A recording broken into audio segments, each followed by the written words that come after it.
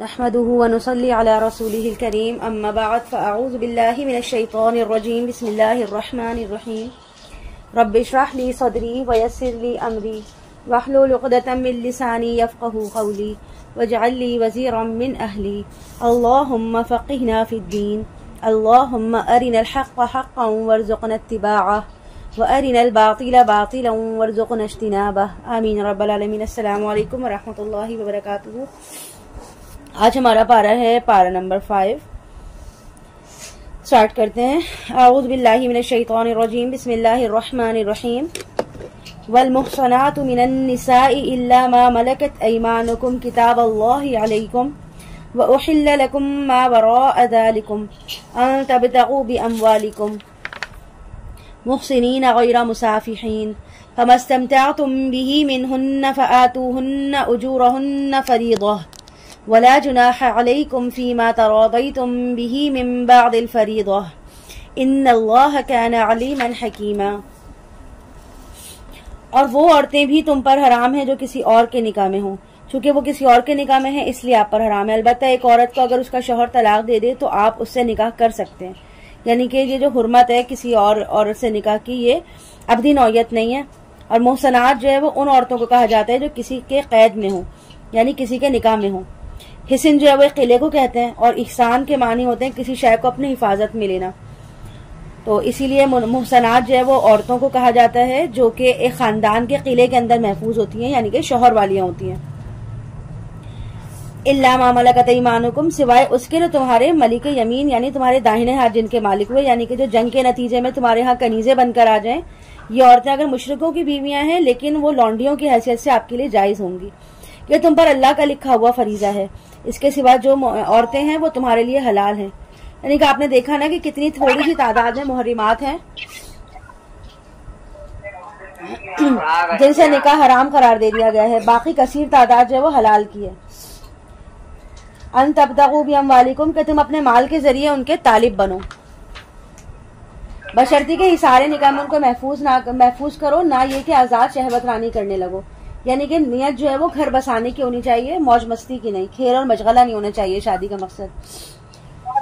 بس جو بھی تم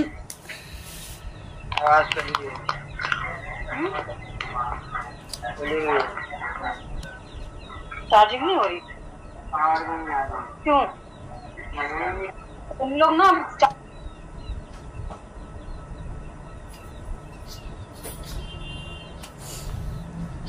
بس جو بھی تم ان سے تمتع کیا ہو تو اس کے بدلے ان کے مہر ادا کرو جو مقرر کیے ہوئے ہیں۔ البتہ اس کا تم پر کوئی گناہ نہیں کہ مہر مقرر ہونے کے بعد باہر رضامندی سے کوئی کمی بیشی کر لو، یقیناً اللہ تعالیٰ علیم اور حکیم ہے۔ اور جو کوئی تم میں سے اتنی قدرت نہ رکھتا ہو کہ خاندانی مسلمان عورتوں سے شادی کرے تو وہ تمہارے ان لونڈیوں میں سے کسی کے ساتھ نکاح کر لے جو تمہارے قبضے میں ہوں اور مومنہ ہوں۔ یا محسنات کا دوسرا جو ہے وہ ترجمہ معنی آیا ہے، یعنی کہ شریف زادیاں، آزاد مسلمان عورتیں، اور ظاہر ہے آزاد مسلمان عورتیں ہوں گی تو مہر بھی ادا کرنا پڑے گا۔ اب اس حوالے سے اگر کوئی مفلس ہو، خاندانی عورتوں کا مہر ادا نہ کر سکتا ہو تو وہ کیا کرے؟ تو ایسے لوگوں کے لیے ہدایت دی گئی ہے کہ وہ معاشرے میں موجود مسلمان لونڈیوں سے نکاح کر لیں۔ واللہ اعلم بایمانکم، اللہ تمہارے ایمانوں کا حال خوب جانتا ہے، یعنی کہ اللہ بہتر جانتا ہے کہ کون مومن ہے اور کون نہیں ہے۔ مراد یہ ہے کہ جو بھی قانونی اعتبار سے مسلمان ہے دنیا میں وہ مومن سمجھا جائے گا۔ بعضکم من بعض، تم سب ایک دوسرے ہی میں سے ہو، سو ان سے نکاح کر لو ان کے مالکوں کی اجازت سے، اور انہیں ان کے مہر ادا کر دو معروف طریقے پر، ان کو حصار نکاح میں لا کر، نہ کہ آزاد شہوت رانی کرنے والیاں ہوں، یعنی کہ ان سے تعلق جو ہے وہ نکاح کا تعلق ہوگا جس میں گھر بسانا نیت ہونی چاہیے، شہوت رانی جو ہے وہ نیت نہیں ہونی چاہیے۔ ولا متخذات یقدان، اور نہ ہی چوری چھپے آشنائیاں کرے، یعنی کسی لونڈی سے کسی کا نکاح ہو تو کھلم کھلا ہو، اور معلوم ہو کہ فلاں کی لونڈی جو تھی اب کسی کے نکاح میں، جیسے کہ حضرت سمیہ سے حضرت یاسر رضی اللہ تعالیٰ نے نکاح کیا تھا۔ حضرت سمیہ رضی اللہ تعالیٰ عنہ ابو جہل کے چچا کی لونڈی تھی جو ایک شریف انسان تھے۔ جب یاسر رضی اللہ تعالیٰ عنہ یمن میں آ کر آباد ہوئے تو انہوں نے ابو جہل کے چچا کی اجازت لے کر ان کی لونڈی سمیہ سے شادی کر لی، اور ان سے حضرت عمار رضی اللہ تعالیٰ عنہ پیدا ہوئے۔ اب یہ تین افراد کا کنبہ تھا، یاسر، عمار بن یاسر اور عمار کی والد سمیہ رضی اللہ تعالیٰ عنہ۔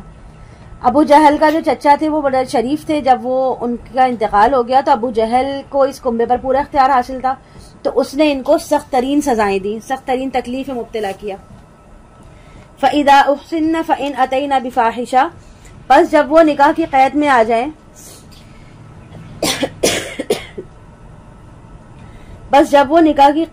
جائیں تو پھر اگر وہ بے حیائی کا کام کریں تو ان پر اس سزا کی بنسبت آدھی سزا ہوگی جو آزاد عورتوں کے لیے ہے. یعنی کہ جو لونڈیاں ہوں گی تو ان کو آدھی سزا دی جائے گی. اگر وہ بدچلنی کی مرتکب ہوں گی تو بدکاری کی جو سزا آزاد عورتوں کو دی جائے گی اس سے ان کو نصف سزا دی جائے گی. اور یہ جو ہے نا ابتدائی احکامات ہیں. ابھی تک نہ تو 100 کوڑوں کی سزا کا حکم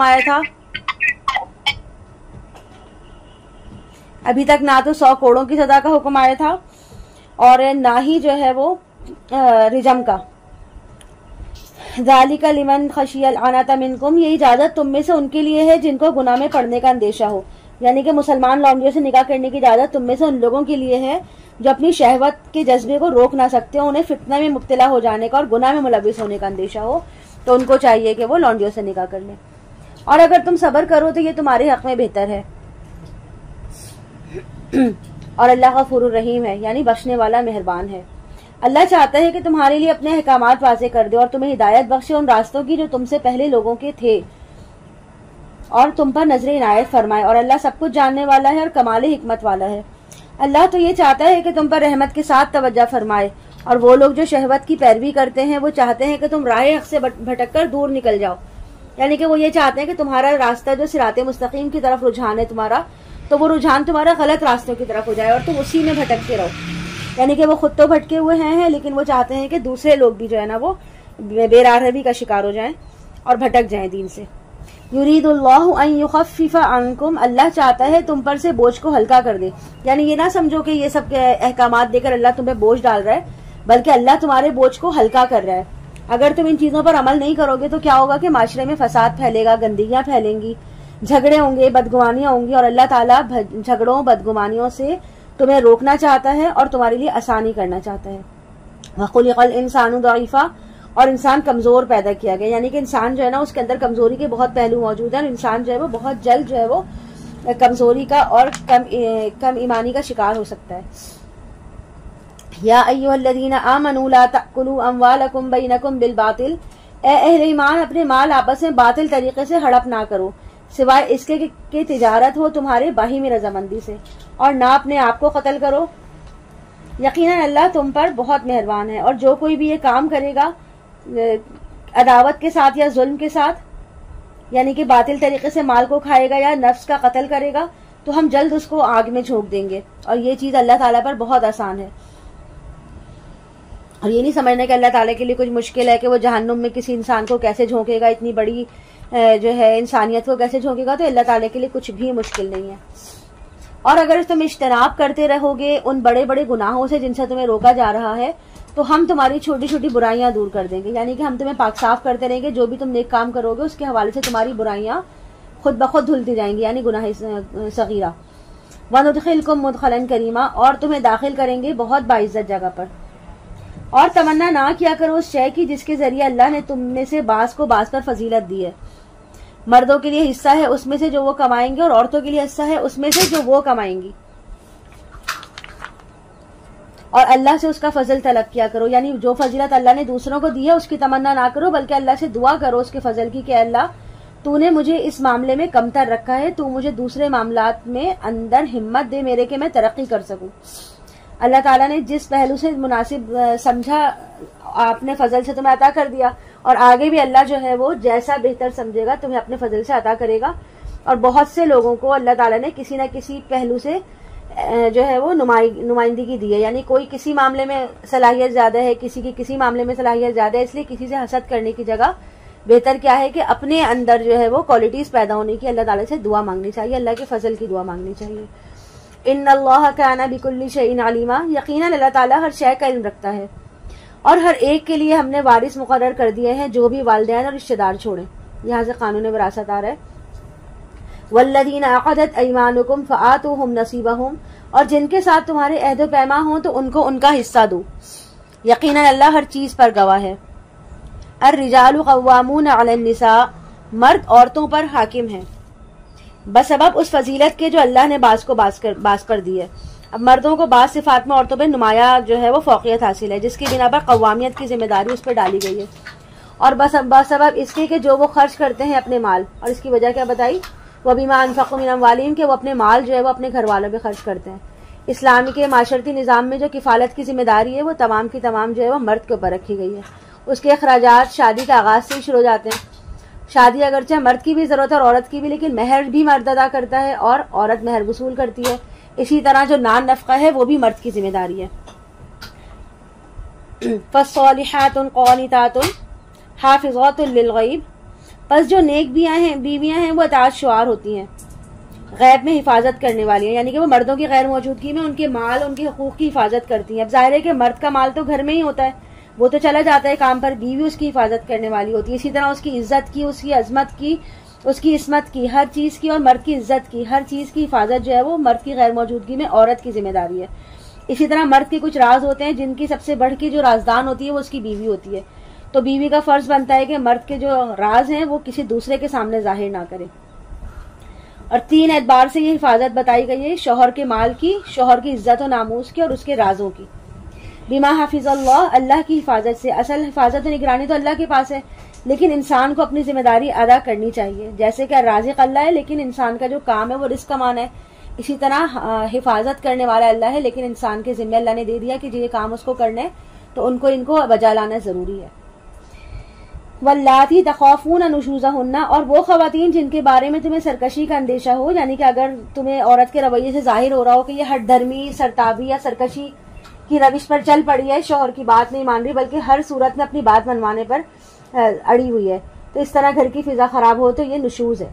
فائزوہن تو اس ایسے میں کیا کرنا ہے کہ ان کو نصیحت کرو، یعنی کہ سمجھا بجھا کے ان کو کوشش کرو کہ معاملہ نبٹ جائے، اور ان کو ان کے بستروں میں تنہا چھوڑ دو. یعنی کہ اگر نصیحت ملامت سے کام نہ چلے تو دوسرا معاملہ کیا ہے کہ مرحلہ کیا ہے کہ ان کو بستر سے علیحدہ کر دو اور ان کے سارے تعلق زن و شو ہے کچھ عرصے کے لیے منقطع کر دو. وَاضْرِبُوهُنَّ اور ان کو مارو. لیکن مارنے کا مطلب یہ نہیں ہے کہ پیٹ کے جو ہے وہ ان کو لہو لہان کر دیں، بلکہ مارنے کا مطلب کیا بتایا کہ اگر وہ اپنی روش نہ بدلیں تو مرد کو جسمانی سزا دینے کا اختیار ہے.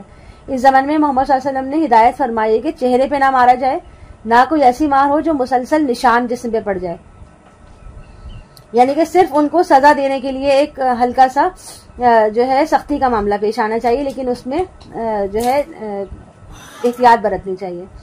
فَإِنْ أَطَعْنَكُمْ فَلَا تَبْغُوا عَلَيْهِنَّ سَبِيلًا پھر اگر وہ تمہاری اطاعت کریں تو ان کے خلاف خواہ زیادتی نہ کرو اور نہ زیادتی کی راہ تلاش کرو. یعنی کہ اگر عورت اپنی سرکشی اور سرتابی چھوڑ کے جو ہے وہ اطاعت کی راہ پر آ جائے تو پچھلی قدورتوں کو بھلا دینا چاہیے اور اس سے انتقام لینے کے بہانے تلاش نہیں کرنے چاہیے. اچھا، یہاں جو یہ معاملہ بتایا جا رہا ہے نا، یہ ان عورتوں کے بارے میں آ رہا ہے جو کہ سرکش ہو جاتی ہیں، یعنی کہ جو غلط راستے پہ چلی جاتی ہیں.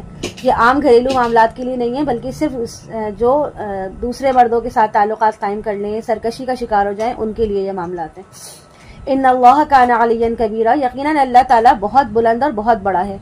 اور اگر تم کو میاں بیوی کے درمیان افتراق کا اندیشہ ہو، یعنی کہ اب اگر کوئی تدبیر نتیجہ نہ دے رہی ہو، دونوں میں ضد کی کیفیت پائی جا رہی ہو کہ عورت بھی اکڑ گئی اور مرد بھی اکڑ گیا، تو اس صورت میں اب ان کا ساتھ چلنا مشکل ہے، تو اس کے بارے میں تدبیر اختیار فرمائی گئی ہے، کرنے کی اختیار فرمائی گئی ہے.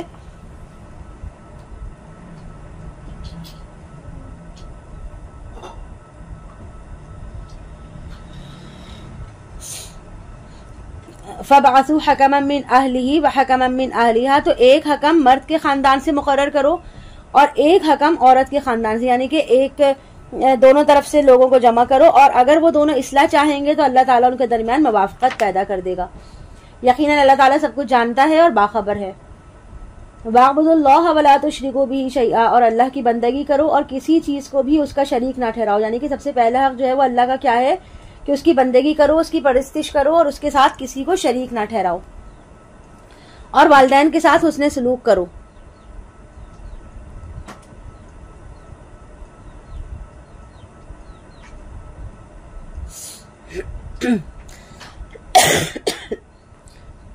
قرآن کریم میں سورہ بقرہ میں، نساء میں، انعام میں اور بنی اسرائیل میں 4 جگہ پر جو ہے یہ حکم آیا ہے کہ اللہ کے حق کے فوراً بعد والدین کے حق کا تذکرہ ہے، اور والدین کے ساتھ حسن سلوک ہو، ان کا ادب احترام ہو، ان کی خدمت کی جائے، ان کے ساتھ آواز پست رکھی جائے.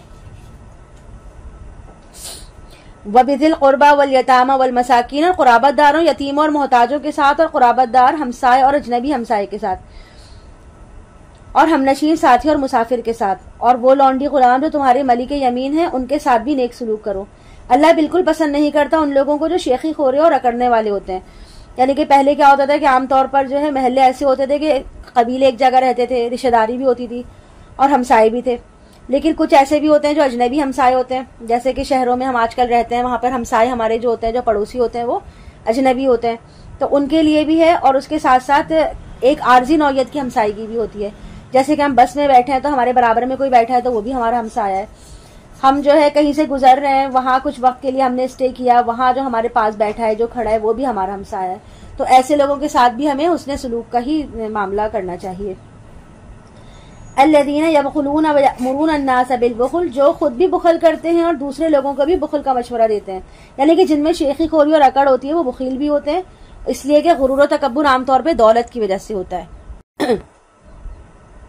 انہیں معلوم ہے کہ ہمارے پاس جو دولت ہے اگر یہ خرچ ہو گئی تو ہمارا وہ مقام نہیں رہے گا لوگوں کی نظر میں اور ہماری عزت بھی نہیں رہے گی، لہٰذا وہ اپنا مال خرچ کرنے میں کنجوسی سے کام لیتے ہیں، اور اس پر انہیں یہ بھی اندیشہ ہوتا ہے کہ لوگ ہمیں ملامت کریں گے کہ تم تو بہت بخیل ہو بھائی، تم تو خرچ ہی نہیں کرتے۔ تو وہ کیا کرتے ہیں کہ لوگوں کو ایسے الٹے سیدھے مشورے دینے لگتے ہیں کہ وہ خود بھی جو ہے وہ خرچ نہیں کرتے اور دوسروں کو بھی کیا حکم دیتے رہتے ہیں کہ کھلا خرچ نہ کرو، خواہ پیسے مت اڑاؤ، عقل کے ناخن لو اور کچھ بچا کر رکھو، وقت پر کام آئے گا۔ تو اس طرح وہ خود بھی برے حرکات کرتے ہیں اور دوسروں کو بھی وہ برے کاموں کا ہی یعنی کہ بخل کا ہی مشورہ دیتے ہیں، اور وہ چھپاتے ہیں اس کو جو اللہ نے انہیں اپنے فضل سے دیا ہے، اور وہ اپنی دولت کو یعنی کہ چھپا کر رکھتے ہیں، کیونکہ ان کو اندیشہ ہوتا ہے کہ اگر میری دولت ظاہر ہو گئی تو جو ضرورت مند ہے وہ مجھ سے سوال کریں گے، وہ مجھ سے مانگیں گے کہ ہمیں بھی دے دو اپنے پاس جو تمہارے پاس دولت ہے اس میں سے۔ تو اس لیے وہ کیا کرتے ہیں کہ مسکین صورت بنائے گھومتے ہیں اور جو ہے اپنے آپ کو ہر ایک کے سامنے جو ہے وہ فقیر ظاہر کرتے ہیں۔ تو ایسے لوگ جو ہے تاکہ لوگ ان سے جو ہے نا کچھ مانگے نہیں، لیکن اللہ تعالیٰ تو سب کچھ بہترین جاننے والا ہے نا کہ کون کتنا استطاعت رکھتا ہے۔ وَأَعْتَدْنَا لِلْكَافِرِينَ عَذَابًا مُهِينًا، اور ایسے ناشکروں کے لیے ہم نے بڑا ہی رسوا کن عذاب تیار کر رکھا ہے۔ اور وہ لوگ بھی اللہ کو ناپسند ہیں جو اپنے مال خرچ کرتے ہیں لیکن لوگوں کو دکھانے کے لیے، اور وہ حقیقت میں ایمان نہیں رکھتے نہ اللہ پر نہ ہی یوم آخرت پر۔ ایسے لوگ گویا شیطان کے ساتھی ہیں، جس کا ساتھی شیطان ہو جائے تو وہ بہت ہی برا ساتھی ہے۔ ان لوگوں پر کیا آفت آ جاتی ہے کہ اگر یہ اللہ اور یوم آخرت پر سچے دل سے ایمان لے آتے اور خرچ کرتے کھلے دل کے ساتھ اس میں سے جو اللہ نے انہیں دیا ہے، اور اللہ تعالیٰ ان سے اچھی طرح واقف ہے۔ یقیناً اللہ پر کسی ذرے کے ہم وزن بھی اللہ کسی پر ذرے کے ہم وزن بھی ظلم نہیں کرے گا، اور اگر ایک نیکی ہوگی تو اس کو کئی گنا بڑھا دے گا اور اپنے خاص فضل سے مزید بہت بڑا اجر دے گا۔ تو اس دن کیا صورت ہوگی جب ہم ہر امت میں سے ایک گواہ کھڑا کریں گے، یعنی اس نبی اور رسول کو گواہ بنا کر کھڑا کریں گے جس نے امت کو دعوت پہنچائی ہوگی، اور اے نبی آپ کو لائیں گے ہم ان پر گواہ بنا کر، یعنی آپ صلی اللہ علیہ وسلم کو کھڑے ہو کر کہنا ہوگا کہ اے اللہ میں نے تیرا پیغام ان تک پہنچا دیا تھا۔ یہاں جو الا ہؤلاء شہیدہ ہے تو الا جو ہے وہ کسی کے اگینسٹ کے لیے آتا ہے، یعنی کسی کے خلاف مخالفت کے لیے۔ ادھر ہم ہاتھ پر ہاتھ دھرے شفاعت کی امید میں بیٹھے ہوئے کہ، اور ادھر ہماری طرف جو ہے کیا ہونے والا ہے کہ ایک مقدمہ قائم ہونے والا ہے۔ اللہ تعالیٰ کے رسول بارگاہ خداوندی میں ہمارے خلاف گواہی دیں گے کہ اے اللہ میں نے تیرا دین ان کے سپرد کر دیا تھا اور اس کے بعد اسے دنیا میں پھیلانا ان کا کام تھا، لیکن انہوں نے کیا کیا کہ انہوں نے خود ہی دین چھوڑ دیا۔ اب یہ خود عمل کرتے تو آگے لوگوں کو مشورہ دیتے نا، یہ خود ہی دین چھوڑ کے بیٹھ گئے۔ اب سورۃ النساء میں جو یہ والی آیت ابھی ہم نے پڑھی ہے، آیت نمبر 41، تو اس کے بارے میں ایک واقعہ بھی ہے کہ ایک مرتبہ رسول پاک صلی اللہ علیہ وسلم نے حضرت عبداللہ بن مسعود سے ارشاد فرمایا کہ مجھے قرآن سناؤ۔ انہوں نے عرض کیا کہ یا رسول اللہ میں آپ کو قرآن سناؤں؟ آپ پر تو خود قرآن نازل ہوا ہے۔ تو فرمایا ہاں، لیکن مجھے کسی دوسرے سے سن کر کچھ اور حس حاصل ہوتا ہے، یعنی کہ اچھا محسوس ہوتا ہے۔ اس پر حضرت عبداللہ بن مسعود نے سورہ نساء پڑھنی شروع کی۔ حضور صلی اللہ علیہ وسلم بھی سن رہے تھے اور باقی صحابہ بھی سن رہے ہوں گے، اور حضرت عبداللہ بن مسعود گردن جھکائے پڑھتے چلے جا رہے تھے۔ جب اس آیت پر پہنچے کہ فَكَيْفَ إِذَا جِئْنَا مِن كُلِّ أُمَّةٍ بِشَهِيدٍ وَجِئْنَا بِكَ عَلَىٰ هَؤُلَاءِ شَهِيدًا، تو حضور پاک صلی اللہ علیہ وسلم نے فرمایا حسبک، یعنی بس کرو بس کرو۔ عبداللہ بن مسعود نے سر اٹھا کر دیکھا تو محمد صلی اللہ علیہ وسلم کی آنکھوں سے آنسو جاری تھے، اور ان کے آنسو ظاہر ہے اس احساس کی وجہ سے تھے کہ مجھے اپنی قوم کے خلاف گواہی دینی پڑے گی۔ یومئذ یود الذین کفروا وعصوا الرسول لو تسوی بہم الارض، اس دن تمنا کریں گے وہ لوگ جنہوں نے کفر کیا تھا اور رسول کی نافرمانی کی تھی کہ کاش ان کے سمیت زمین برابر کر دی جائے۔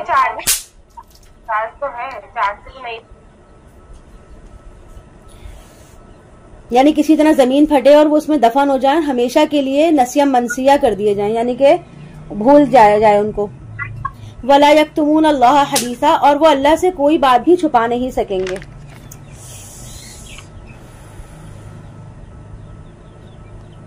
یا ایھا الذین آمنوا لا تقربوا الصلاۃ وانتم سکارى، اے اہل ایمان نماز کے قریب نہ جاؤ اس حال میں کہ تم نشے کی حالت میں ہو، یہاں تک کہ تمہیں معلوم ہو کہ جو کچھ تم کہہ رہے ہو. اب یہاں سورہ بقرہ میں شراب اور جوئے کے بارے میں محض اظہار ناراضگی فرمایا گیا تھا نا، کہ اسمہما اکبر من نفعہما، کہ اس کے گناہ کا پہلو نفع کے پہلو سے بڑا ہے. اب یہاں اگلے قدم کے طور پہ کہا جا رہا ہے کہ شراب کے اندر جو خباثت ہے اور برائی کا پہلو ہے اسے یہاں پہ اجاگر کیا گیا کہ نشے کی حالت میں نماز کے قریب نہ جایا کرو جب تک نشہ نہ اتر جائے اور تمہیں معلوم نہ ہو کہ تم کیا کہہ رہے ہو، اس وقت تک نماز نہ پڑھنا. کیونکہ شراب کی حرمت کا حکم ابھی تک نہیں آیا تھا، اس لیے کیا ہوتا تھا کہ بعض لوگ جو ہے وہ نشے کی حالت میں نماز پڑھنے کھڑے جاتے اور ان کو پتہ ہی نہیں ہوتا کہ وہ پڑھ کیا رہے ہیں. کبھی کبھی ایسا بھی ہوتا ہے کہ وہ لا اعبد ما تعبدون کے بجائے اعبد ما تعبدون پڑھ جاتے.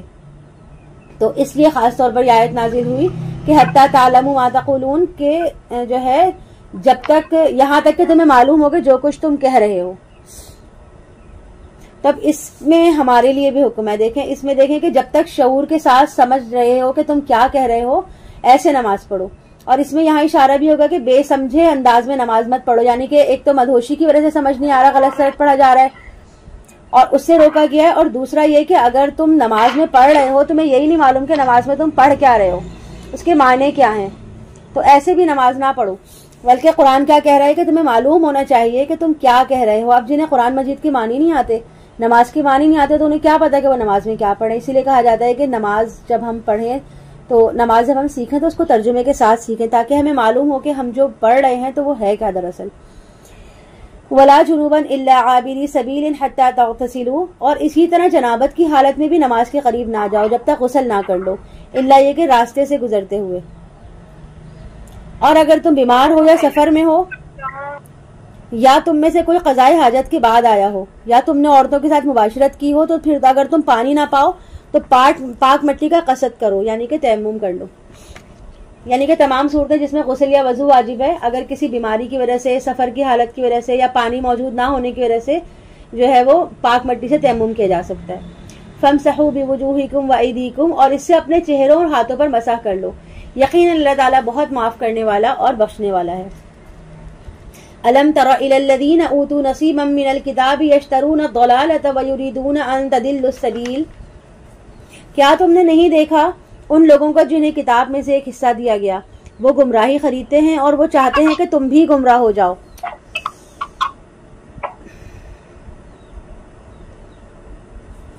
مشرکین مکہ کی کوشش ہی ہوتی تھی کہ وہ خود بھی جو ہے نا لہو و لعب میں، کھیل کود میں مشغول رہیں اور قرآن نہ سنیں. اور اسی طرح مدینے میں جو یہود تھے ان کا بھی یہ معاملہ تھا کہ وہ خود بھی گمراہ کن مشاغل اختیار کرتے اور دوسروں کو بھی اسے مشغلے میں مشغول رکھنے کی کوشش کرتے. اب اسی طرح اب کیا ہو رہا ہے، ابھی بھی دنیا میں اسی طرح کے کرکٹ اور دیگر کھیل تماشے ہوتے رہتے ہیں کہ دنیا ان کے پیچھے پاگل ہو جاتی ہے.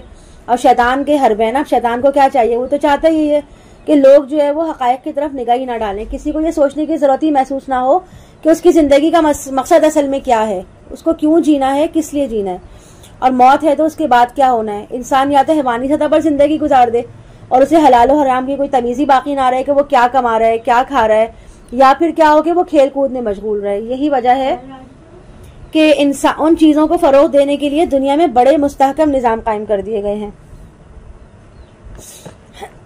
اور ان سے وابستہ افراد کو بھاری معاوضے بڑے بڑے انعامات دیے جاتے ہیں. اور فرمایا یہ چاہتے ہیں کہ تمہیں بھی سیدھی راستے سے ہٹا دیں اور حق کے راستے سے تمہیں دور کر دیں.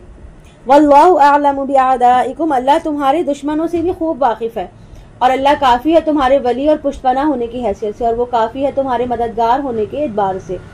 ان یہودیوں میں سے کچھ لوگ ہیں جو کلام کے اس کے اصل اور مقام اور محل سے پھیر دیتے ہیں اور وہ کہتے ہیں ہم نے سنا اور ہم نے نہیں مانا. یعنی کہ یہود جو تھے وہ اپنی زبان کو توڑ مروڑ کے الفاظ کو ادا کر دیتے نا. جب وہ رسول اللہ صلی اللہ علیہ وسلم کی خدمت میں حاضر ہوتے تو احکام الہی سن کر کہتے سمیعنا وعصینا، اور بظاہر تو وہ اہل ایمان کی طرح سمینا واطعنا کہہ رہے ہوتے، یعنی کہ ہم نے سنا اور ہم نے قبول کیا، لیکن اصل میں وہ کیا کہتے ہیں سمینا وعصینا، کہ ہم نے سنا اور ہم نے نافرمانی کی. واسمع غیر مسمع، اور کہتے کہ سنیے نہ سنا جائے. وہ حضور پاک صلی اللہ علیہ وسلم کی مجلس میں آپ صلی اللہ علیہ وسلم کو مخاطب کر کے کہتے کہ ذرا ہماری بات سنیے، اور ساتھ ہی چپکے سے کہہ رہے تھے کہ آپ سے نہ سنا جائے، ہمیں آپ کو سنانا مطلوب نہیں ہے. اسی طرح وہ شان رسالت میں گستاخی کیا کرتے تھے. اور اس کے علاوہ کیا کہتے تھے؟ وَرَاعِنَا لَيَّمْ بِأَلْسِنَتِهِمْ، اور کہتے ہیں رائنا اپنی زبانوں کو موڑ کر، یعنی کہ رائنا کا مفہوم ہے کہ ہمارے ساتھ رعایت کیجیے، لیکن وہ اس کو کھینچ کر رائنا بنا دیتے، یعنی کہ اے ہمارے چرواہے، وَطَعْنًا فِي الدِّينِ، اور دین میں تان کرنے والے. یہود جو ہے وہ اپنی زبان کو مروڑ تڑوڑ کے ایسے کلمات کہتے ہیں اور پھر دین میں یہ عیب لگاتے کہ اگر یہ شخص واقعی نبی ہوتا تو یہ سمجھ جاتا ہے کہ ہم اس کے ساتھ جو ہے کیا کر رہے ہیں، فریب کر رہے ہیں نا، یہ اپنے ہمارے فریب کو سمجھ جاتا. چنانچہ اللہ تعالیٰ نے کیا کیا کہ اللہ نے ان کے فریب کو ظاہر کر دیا. وَلَوْ أَنَّهُمْ قَالُوا سَمِعْنَا وَأَطَعْنَا وَاسْمَعْ وَانظُرْنَا لَكَانَ خَيْرًا لَهُمْ وَأَقْوَمَ، اور اگر وہ یہ کہتے ہیں کہ ہم نے سنا اور اطاعت قبول کی اور آپ ہماری بات سن لیجیے اور ذرا ہمیں مہلت دیجیے، تو یہ ان کے حق میں کہیں بہتر ہوتا اور بہت درست اور سیدھی بات ہوتی. لیکن اللہ نے ان کی کفر کی وجہ سے ان پر لعنت کر دی ہے. اب وہ ایمان لانے والے نہیں ہیں مگر شاید ہی کوئی. یا ایھا الذین اوتوا الکتاب آمنوا بما نزلنا، اے وہ لوگوں جن کو کتاب دی گئی تھی ایمان لاؤ اس پر جو ہم نے نازل کیا. یعنی کہ یہودوں کی جو ان کی شرارت اور لعنت ملامت کے ساتھ ہی انہیں قرآن کریم پر ایمان کی دعوت بھی دی جا رہی ہے. مصدقا لما معکم من قبل ان نطمس وجوہا فنردها علی ادبارها، جو اس کی تصدیق کرتے ہوئے آیا ہے جو تمہارے پاس ہے، اس سے قبل کہ ہم چہروں کو مٹا ڈالیں پھر ان کو ان کی پیٹھوں کی طرف موڑ دیں، یعنی ان کے چہرے مسنح کر دیے جائیں پھر بالکل سپاٹ ہو جائیں اور ان پہ کوئی نشان باقی نہ رہے، پھر انہیں پشت کی طرف موڑ دیا جائے، یعنی کہ چہرہ ان کا پیچھے کر دیا جائے، گدی ان کے سامنے کر دی جائے. استغفر اللہ. او نلعنہم کما لعنا اصحاب السبت، یا ہم ان پر بھی اسی طرح لعنت کر دیں جس طرح ہم نے اصحاب سبت پر لعنت کی تھی. اور اللہ کا حکم تو نافذ ہو کر رہنے والا ہے، اور یقیناً اللہ اس بات کو ہرگز نہیں بخشے گا کہ اس کے ساتھ شرک کیا جائے، اور اس سے کمتر جو کچھ ہے وہ جس کے لیے چاہے گا بخش دے گا. یعنی کہ ان الفاظ سے امید دلائی جا رہی ہے کہ اللہ تعالیٰ باقی گناہوں کو تو معاف کر سکتا ہے، لیکن شرک جو ہے وہ ایسا گناہ ہے کہ وہ اللہ شرک کو کسی بھی صورت معاف نہیں کرے گا. وَمَن يُشْرِكْ بِاللَّهِ فَقَدِ افْتَرَىٰ اثْمًا عَظِيمًا، اور جو اللہ کے ساتھ شرک کرتا ہے تو اس نے بہت بڑے گناہ کا ارتکاب کیا. اللہ تعالیٰ تو واحد اور یکتا ہے نا، اس کی ذات و صفات میں کسی کو شریک کرنا، جھوٹ باندھنا، افطرا باندھنا بہتان اور عظیم ترین گناہ ہے. الم تر الی الذین یزکون انفسہم، کیا تم نے دیکھا نہیں ان لوگوں کو جو اپنے آپ کو بڑا پاکیزہ ٹھہراتے ہیں، بلکہ اللہ ہی ہے جو پاک کرتا ہے جس کو چاہتا ہے، اور ان پر ذرا بھی ظلم نہیں کیا جائے گا. یعنی کہ ان کو اگر پاکیزگی نہیں ملتی تو اس کا سبب ان کے اپنے کرتوت ہیں، اللہ تعالیٰ کی طرف سے تو ان پر ذرا بھی کوئی ظلم نہیں ہے. اور یہاں فتیلہ جو لکھا ہے، فتیل جو ہے نا اس دھاگے کو کہتے ہیں جو کھجور کی گٹھلی کے اندر جو ہے نا گٹھلی کے ساتھ لگا ہوا ہوتا ہے، چپکا ہوا ہوتا ہے. تو نزول قرآن جو تھا اس زمانے میں چھوٹی چھوٹی چیزوں جو ہے وہ لوگوں کے مشاہدے میں آتی تھی، لوگوں کے پاس موجود ہوتی تھی، تو اس لیے اللہ تعالیٰ نے بہت چھوٹی چھوٹی چیزوں کی مثال دے کے بیان کیا ہے یہاں پہ تاکہ لوگوں کو سمجھنے میں آسانی ہو سکے. انظر کیف یفترون علی اللہ الکذب وکفی بہ اثما مبینا، دیکھو یہ لوگ اللہ پر کیسا جھوٹ باندھ رہے ہیں اور صریح گناہ ہونے کے لیے تو یہی کافی ہے، یعنی ان کی گرفت کے لیے، ان کے عذاب دینے کے لیے تو یہی بات کافی ہے کہ انہوں نے یہ بات گھڑی ہے. کیا تم نے دیکھا نہیں ان لوگوں کو جنہیں کتاب میں سے ایک حصہ دیا گیا اور وہ ایمان لاتے ہیں بتوں پر اور شیطان پر، اور کہتے ہیں کہ لوگوں کے متعلق جنہوں نے کفر کیا یعنی مشرکین کے ان اہل ایمان سے زیادہ ہدایت پر تو یہ ہیں. یہ وہ لوگ ہیں جن پر اللہ نے لعنت فرمائی ہے، اور جس پر اللہ لعنت کر دے پھر تم اس کے لیے کوئی مددگار نہیں پاؤ گے. کیا ان کا حصہ ہے اقتدار میں؟ اگر ایسا ہوتا تو یہ لوگ تل کے برابر بھی کوئی شے دینے کو تیار نہ ہوتے. کیا یہ حسد کر رہے ہیں لوگوں سے اس پر کہ جو اللہ نے ان کو اپنے فضل میں سے عطا کر دیا ہے؟ دراصل یہ ان سب کی حسد کا نتیجہ ہے جو یہ مسلمانوں سے رکھتے ہیں. اللہ تعالیٰ نے ان امیین میں اپنا آخری نبی بھیج دیا اور انہیں اپنی آخری کتاب عطا کر دی جن کو یہ لوگ حقیر سمجھتے تھے، اور اب یہ اپنی حسد کی آگ میں چل رہے ہیں. فقد آتینا آل ابراہیم الکتاب والحکمت وآتیناہم ملکا عظیما، تو ہم نے آل ابراہیم کو کتاب اور حکمت عطا فرمائی اور انہیں بڑی بڑی حکومتیں عطا کر دی. پس ان میں سے وہ بھی ہیں جو اس پر ایمان لے آئے ہیں اور وہ بھی ہیں جو اس سے رک گئے ہیں، اور ایسے لوگوں کے لیے تو جہنم کی بھڑکتی ہوئی آگ ہی کافی ہے. یقیناً جو لوگ ہماری آیات کا کفر کریں گے ایک وقت ایسا آئے گا کہ ہم انہیں آگ میں جھونک دیں گے، اور جب بھی ان کی کھالیں جل جائیں گی ہم ان کو دوسری کھالوں سے بدل دیں گے تاکہ وہ عذاب کا مزہ چکھتے رہیں. یہ بھی ایک بہت بڑی حقیقت ہے کہ جسے میڈیکل سائنس نے دریافت کیا ہے کہ درد کا جو احساس ہے نا وہ انسان کی کھال میں ہے، اس کے نیچے جو گوشت اس کے اور باقی اس کے مسلز وغیرہ ہیں اس میں درد کا احساس نہیں ہے۔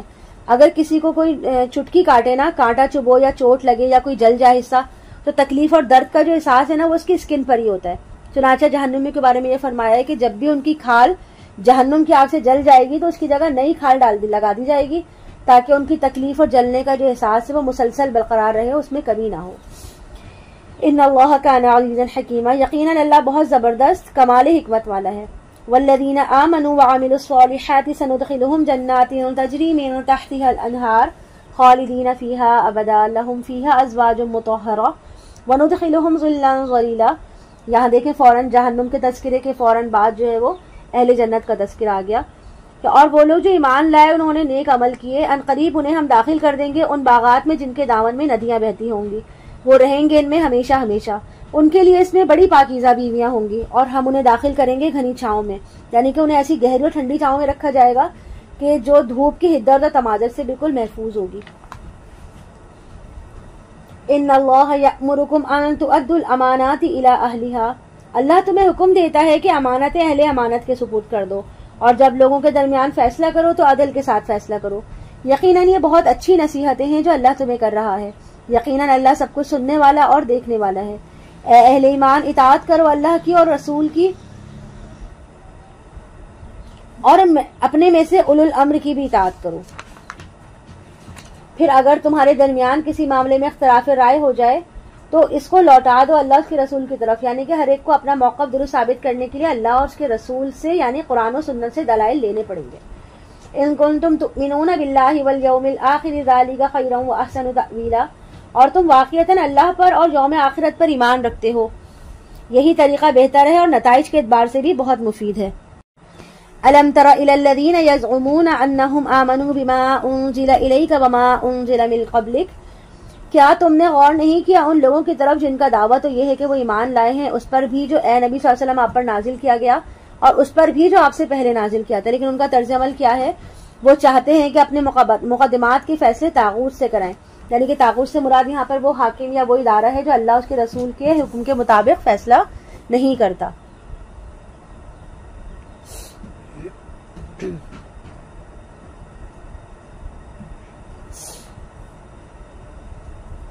جبکہ پچھلی آیت میں ہمیں کیا حکم دیا گیا ہے کہ اللہ اس کے رسول کی اطاعت کی جائے، گویا جو اللہ اس کے رسول کے اطاعت پر کاربند ہوگا تو وہ ہی طاغوت سے خارج ہوگا، اور جو اللہ اس کے رسول کی اطاعت کو قبول نہیں کرے گا تو وہ طاغوت ہے، یعنی کہ وہ اپنی حد سے تجاوز کر رہا ہے۔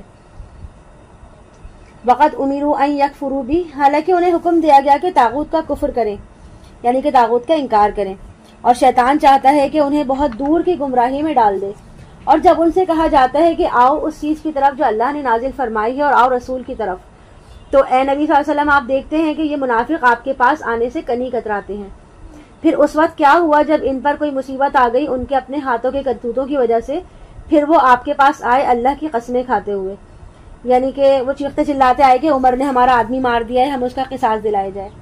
ان اردنا الا احسانا و توفیقا، کہ ہم تو صرف بھلائی اور موافقت چاہتے ہیں، ہم تو عمر کے پاس میں اس لیے گئے تھے کہ کوئی مصالحت راضی نامہ ہو جائے۔ اولئک الذین یعلم اللہ ما فی قلوبہم فاعرض عنہم وعظہم وقل لہم فی انفسہم قولا بلیغا، یہ وہ لوگ ہیں کہ کچھ ان کے دلوں میں ہے، اللہ اسے جانتا ہے، تو اے نبی آپ ان سے چشم پوشی کیجیے اور ان کو ذرا نصیحت کیجیے، اور ان سے خود ان کے بارے میں ایسی بات کہیے جو ان کے دلوں میں اتر جائے۔ یہ آیت نازل ہونے کے بعد رسول اللہ صلی اللہ علیہ وسلم نے حضرت عمر رضی اللہ تعالیٰ عنہ کو بری قرار دے دیا کہ اللہ کی طرف سے ان کی برات آ گئی ہے، اور اس دن سے ان کا جو لقب ہے وہ فاروق قرار پایا، یعنی کہ حق و باطل میں فرق کرنے والا۔ وما ارسلنا من رسول الا لیطاع باذن اللہ، ہم نے نہیں بھیجا کسی رسول کو مگر اس لیے کہ اس کی اطاعت کی جائے اللہ کے حکم سے، اور اگر وہ جبکہ انہوں نے اپنے جانوں پر ظلم کیا تھا آپ کی خدمت میں حاضر ہو جاتے اور اللہ سے استغفار کرتے اور رسول بھی ان کے لیے استغفار کرتے تو وہ یقیناً اللہ کو بڑا توبہ قبول فرمانے والا اور رحم کرنے والا پاتے۔ بس نہیں، آپ کے رب کی قسم، یہ ہرگز مومن نہیں ہو سکتے جب تک کہ یہ آپ کے حکم کو نہ مانے ان تمام معاملات میں جو ان کے مابین پیدا ہو جائے۔ پھر جو کچھ آپ فیصلہ کر دیں اس پر اپنے دلوں میں بھی کوئی تنگی محسوس نہ کریں اور سر تسلیم خم کریں، جیسے کہ سر تسلیم خم کرنے کا حق ہے، اور اگر ہم نے ان پر فرض کر دیا ہوتا کہ قتل کرو اپنے آپ کو یا نکلو اپنے گھروں سے، تو یہ اس کی تعمیل نہ کرتے سوائے ان میں سے چند ایک کے، اور اگر یہ لوگ وہ کرتے جس کی ان کو نصیحت کی جا رہی ہے تو یہی ان کے لیے بہتر ہوتا اور انہیں دین پر ثابت قدم رکھنے والا ہوتا، اور اس صورت میں ہم نے اپنے پاس سے بہت بڑا اجر انہیں دیتے اور انہیں ہدایت فرماتے سیدھے راہ کی طرف۔ اور جو کوئی اطاعت کرے اللہ کی اور اس رسول کی تو یہ وہ لوگ ہوں گے جنہیں ساتھ حاصل ہوگا، ان کی معیت حاصل ہوگی ان کی، جس پر اللہ کا انعام ہوا، یعنی انبیاء کرام، صدیقین، شہداء اور صالحین۔ اور کیا ہی اچھے ہیں یہ لوگ رفاقت کے لیے، یعنی اللہ اور اس کے رسول کی اطاعت کرنے والوں کا شمار ان لوگوں میں ہوگا جن پر اللہ نے انعام فرمایا، جیسے کہ ہم نے سورۃ الفاتحہ میں پڑھا تھا نا، اہدنا الصراط المستقیم صراط الذین انعمت علیہم، تو یہ وہی نیک لوگ ہیں جن کے دلوں میں خلوص کے ساتھ ایمان ہے، یعنی کہ انبیاء، صدیقین، شہداء اور صالحین۔ ذالک الفضل من اللہ وکفی باللہ علیما، یہ فضل ہے اللہ کی طرف سے، یعنی کہ اللہ کا بہت بڑا فضل ہے کہ جنہیں آخرت میں انبیاء کرام، صدیقین، شہداء اور صالحین کی معیت حاصل ہو جائے۔ اس سے دعا کرنی چاہیے کہ وتوفنا مع الابرار، کہ اے اللہ ہمیں موت دینا اپنے وفادار اور نیکوکار بندوں کے ساتھ، آمین۔ وکفی باللہ علیما، اور اللہ کافی ہے ہر شے کے جاننے کے لیے۔ یا ایھا الذین آمنوا خذوا حذرکم، اے اہل ایمان اپنے تحفظ کا سامان اور اپنے ہتھیار سنبھالو اور جہاد کے لیے نکلو، خواہ ٹکڑیوں کی صورت میں ہو یا فوج کی شکل میں۔ اور تم میں سے کچھ لوگ ایسے ہیں جو دیر لگا دیتے ہیں، پھر اگر تمہیں کوئی مصیبت پیش آ جائے تو وہ کہے گا کہ مجھ پر تو اللہ نے بڑا انعام کیا اور میں ان کے ساتھ شریک نہیں ہوا، یعنی کہ مجھ پر بڑا فضل ہوا کہ میں پیچھے رہ گیا اور میں مارکے میں جانے سے بچ گیا، ورنہ جس طرح وہ لوگ نقصان اٹھا رہے ہیں تو میں بھی نقصان اٹھاتا۔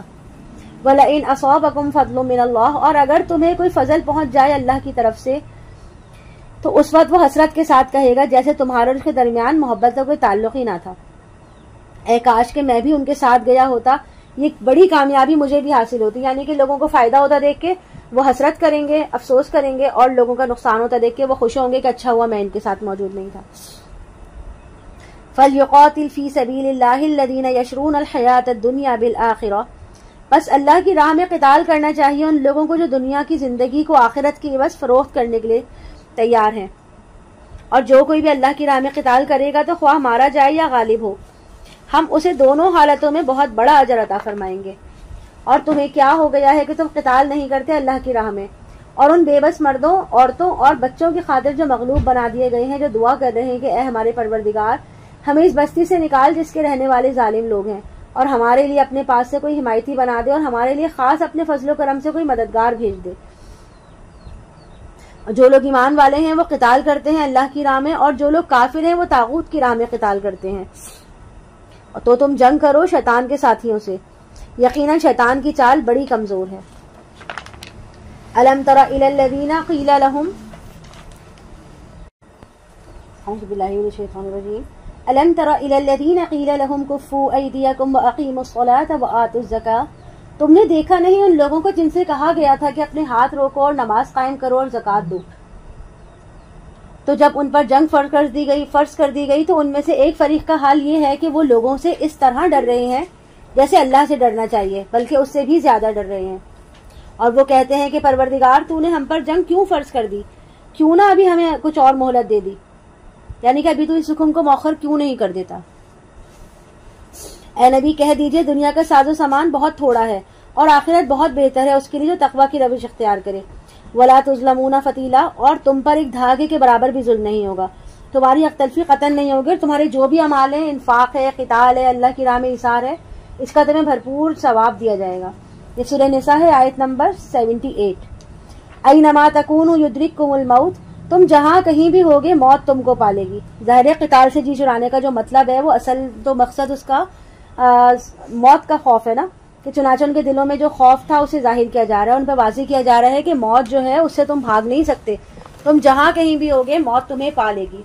وَلَوْ كُنْتُمْ فِي بُرُوجٍ مُشَيَّدَةٍ، خواہ تم بڑے بڑے مضبوط قلعوں کے اندر ہی ہو، اپنے آپ کو محصور کر لو چاہے تم وہاں پر، لیکن یہ مت سمجھنا کہ تمہیں موت نہیں آئے گی، موت تمہیں ہر حال میں آنی ہے، مضبوط قلعوں کے اندر بھی موت آ جائے گی۔ وَإِن تُصِبْهُمْ حَسَنَةٌ يَقُولُوا هَٰذِهِ مِنْ عِندِ اللَّهِ، اور اگر انہیں کوئی بھلائی پہنچتی ہے تو کہتے ہیں کہ یہ اللہ کی طرف سے ہے۔ یعنی کہ منافقین کا طرز عمل یہ بھی تھا کہ اگر مسلمانوں کو کوئی کامیابی حاصل ہوتی، فتح نصیب ہوتی، یا کوئی بھلائی پہنچتی اور حضور پاک صلی اللہ علیہ وسلم کی تدبیر کے اچھے نتائج نکل آتے تو اسے وہ حضور صلی اللہ علیہ وسلم کی طرف منسوب نہیں کرتے تھے، بلکہ کہتے کہ اللہ کا فضل کرم ہے، یہ سب اللہ کی طرف سے ہوا ہے۔ وَإِن تُصِبْهُمْ سَيِّئَةٌ يَقُولُوا هَٰذِهِ مِنْ عِندِكَ، اور اگر انہیں کوئی تکلیف پہنچ جائے تو کہتے ہیں کہ اے محمد یہ آپ کی وجہ سے، یعنی کہ آپ نے غلط اقدام کیا تو اس کے نتیجے میں ہم پہ مصیبت آئی، یہ آپ کا فیصلہ تھا کہ کھلے میدان میں جا کر جنگ کریں، ہم نے آپ کو مشورہ دیا تھا کہ مدینے کے اندر محصور ہو کے جنگ کریں۔ قُلْ كُلٌّ مِّنْ عِندِ اللَّهِ، کہہ دیجئے سب کچھ اللہ کی طرف سے ہے، یعنی کہ جو چیزوں میں خیر ہے، شر ہے، تکلیف ہے، آسانی ہے، مشکل ہے، یہ سب چیزیں اللہ کی طرف سے ہیں۔ فَمَا لِهَٰؤُلَاءِ الْقَوْمِ لَا يَكَادُونَ يَفْقَهُونَ حَدِيثًا، تو ان لوگوں کو کیا ہو گیا ہے، یہ کوئی بات ہی نہیں سمجھتے۔ اے مسلمان، تجھے جو بھی بھلائی پہنچتی ہے وہ اللہ کی طرف سے پہنچتی ہے، اور جو مصیبت تجھ پر آتی ہے وہ خود تیرے نفس کی وجہ سے ہے، اور اے نبی ہم نے آپ کو تو رسول، لوگوں کے لیے رسول بنا کر بھیجا ہے، اور اللہ تعالیٰ کافی ہے گواہ کے طور پر، جس نے اطاعت کی رسول کی اس نے اطاعت کی اللہ کی، یعنی کہ یہ بہت دو ٹوک الفاظ میں وضاحت کی جا رہی ہے کہ رسول کی اطاعت ہی دراصل اللہ کی اطاعت ہے۔ اس کے بارے میں حدیث ہے، ابو ہریرہ رضی اللہ تعالیٰ نے روایت کرتے ہیں کہ رسول پاک صلی اللہ علیہ وسلم نے فرمایا کہ جس نے میری اطاعت کی اس نے اللہ کی اطاعت کی، جس نے میری نافرمانی کی اس نے اللہ کی نافرمانی کی، جس نے میرے مقرر کردہ امیر کی اطاعت کی اس نے میری اطاعت کی، اور جس نے میرے مقرر کردہ امیر کی نافرمانی کی اس نے گویا میری نافرمانی کی۔ یعنی کہ کوئی بھی معاملہ ہو ہمیں حضرت محمد صلی اللہ علیہ وسلم کی اطاعت کو ہمیشہ مقدم رکھنا چاہیے، اللہ کی اطاعت کے ساتھ ساتھ محمد صلی اللہ علیہ وسلم کی اطاعت لازم ہے۔ وَمَن تَوَلَّىٰ فَمَا أَرْسَلْنَاكَ عَلَيْهِمْ حَفِيظًا، اور جس نے روگردانی کی تو ہم نے آپ کو اس پر نگران بنا کر نہیں بھیجا، یعنی کہ ہم نے آپ کو صلی اللہ علیہ وسلم آپ کو داروغہ بنا کے نہیں بھیجا، جو جیسا عمل کرے گا وہ اپنے عمل کا خود ذمہ دار ہوگا۔ وَيَقُولُونَ طَاعَةٌ فَإِذَا بَرَزُوا مِنْ عِنْدِكَ بَيَّتَ طَائِفَةٌ مِّنْهُمْ غَيْرَ الَّذِي تَقُولُ،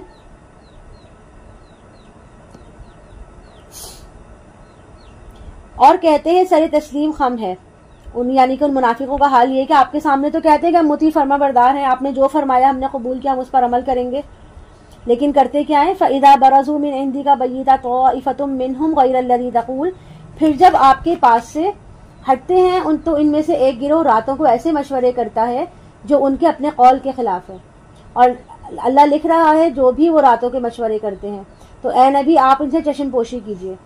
یعنی کہ منافقین جو تھے وہ آپ کے سامنے اطاعت کرتے تھے اور آپ کی مجلس میں جو بھی باتیں ظاہر کرتے ہیں راتوں کو آپس میں اس کے برعکس باتیں کرتے تھے اور ان کے خلاف سازشیں شروع کر دیتے تھے، تو اس پہ کہا جا رہا ہے کہ آپ ان کی پرواہ نہ کیجیے، آپ کو کوئی نقصان نہ پہنچا سکیں گے، اور ابھی ان کے خلاف اقدام کرنا جو ہے وہ خلاف مصلحت ہے۔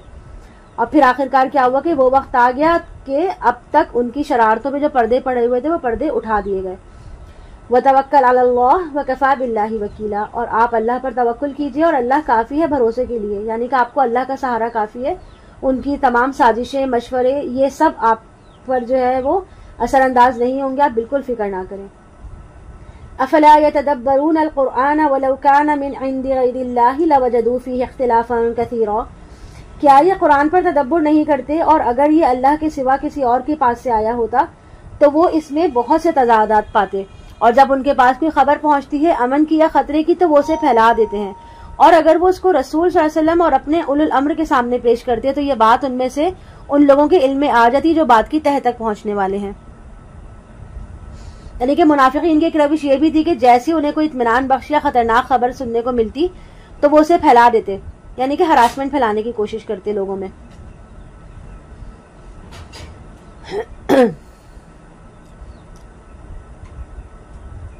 وَلَوْلَا فَضْلُ اللَّهِ عَلَيْكُمْ وَرَحْمَتُهُ لَاتَّبَعْتُمُ الشَّيْطَانَ إِلَّا قَلِيلًا، اور اگر اللہ کا فضل اور اس کی رحمت تمہارے ساتھ شامل حال نہ ہوتی تو تم سب کے سب شیطان کی پیروی کرتے سوائے چند ایک کے۔ بس اے نبی صلی اللہ علیہ وسلم آپ جنگ کریں اللہ کی راہ میں، آپ پر کوئی ذمہ داری نہیں ہے سوائے اپنی ذات کی، البتہ اہل ایمان کو آپ اس کے لیے اکسائیں، بعید نہیں کہ اللہ تعالیٰ جلدی ان کافروں کی قوت کو روک دے گا، اور اللہ بہت شدید ہے قوت میں بھی اور سزا دینے میں بھی۔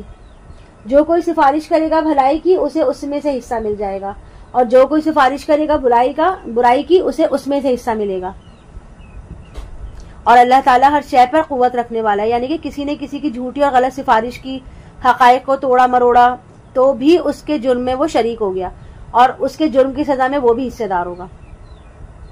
وَإِذَا حُيِّيتُم بِتَحِيَّةٍ فَحَيُّوا بِأَحْسَنَ مِنْهَا أَوْ رُدُّوهَا، اور جب تمہیں سلامتی کی کوئی دعا دی جائے تو تم بھی سلامتی کی اس سے بہتر دعا دو یا اس کو لوٹا دو۔ یقیناً اللہ تعالیٰ ہر چیز کا حساب کرنے والا ہے. یعنی کہ اگر تمہیں کوئی السلام علیکم کہے، سلامتی کی دعا دے، تو تم اس کو کہو وعلیکم السلام ورحمۃ اللہ.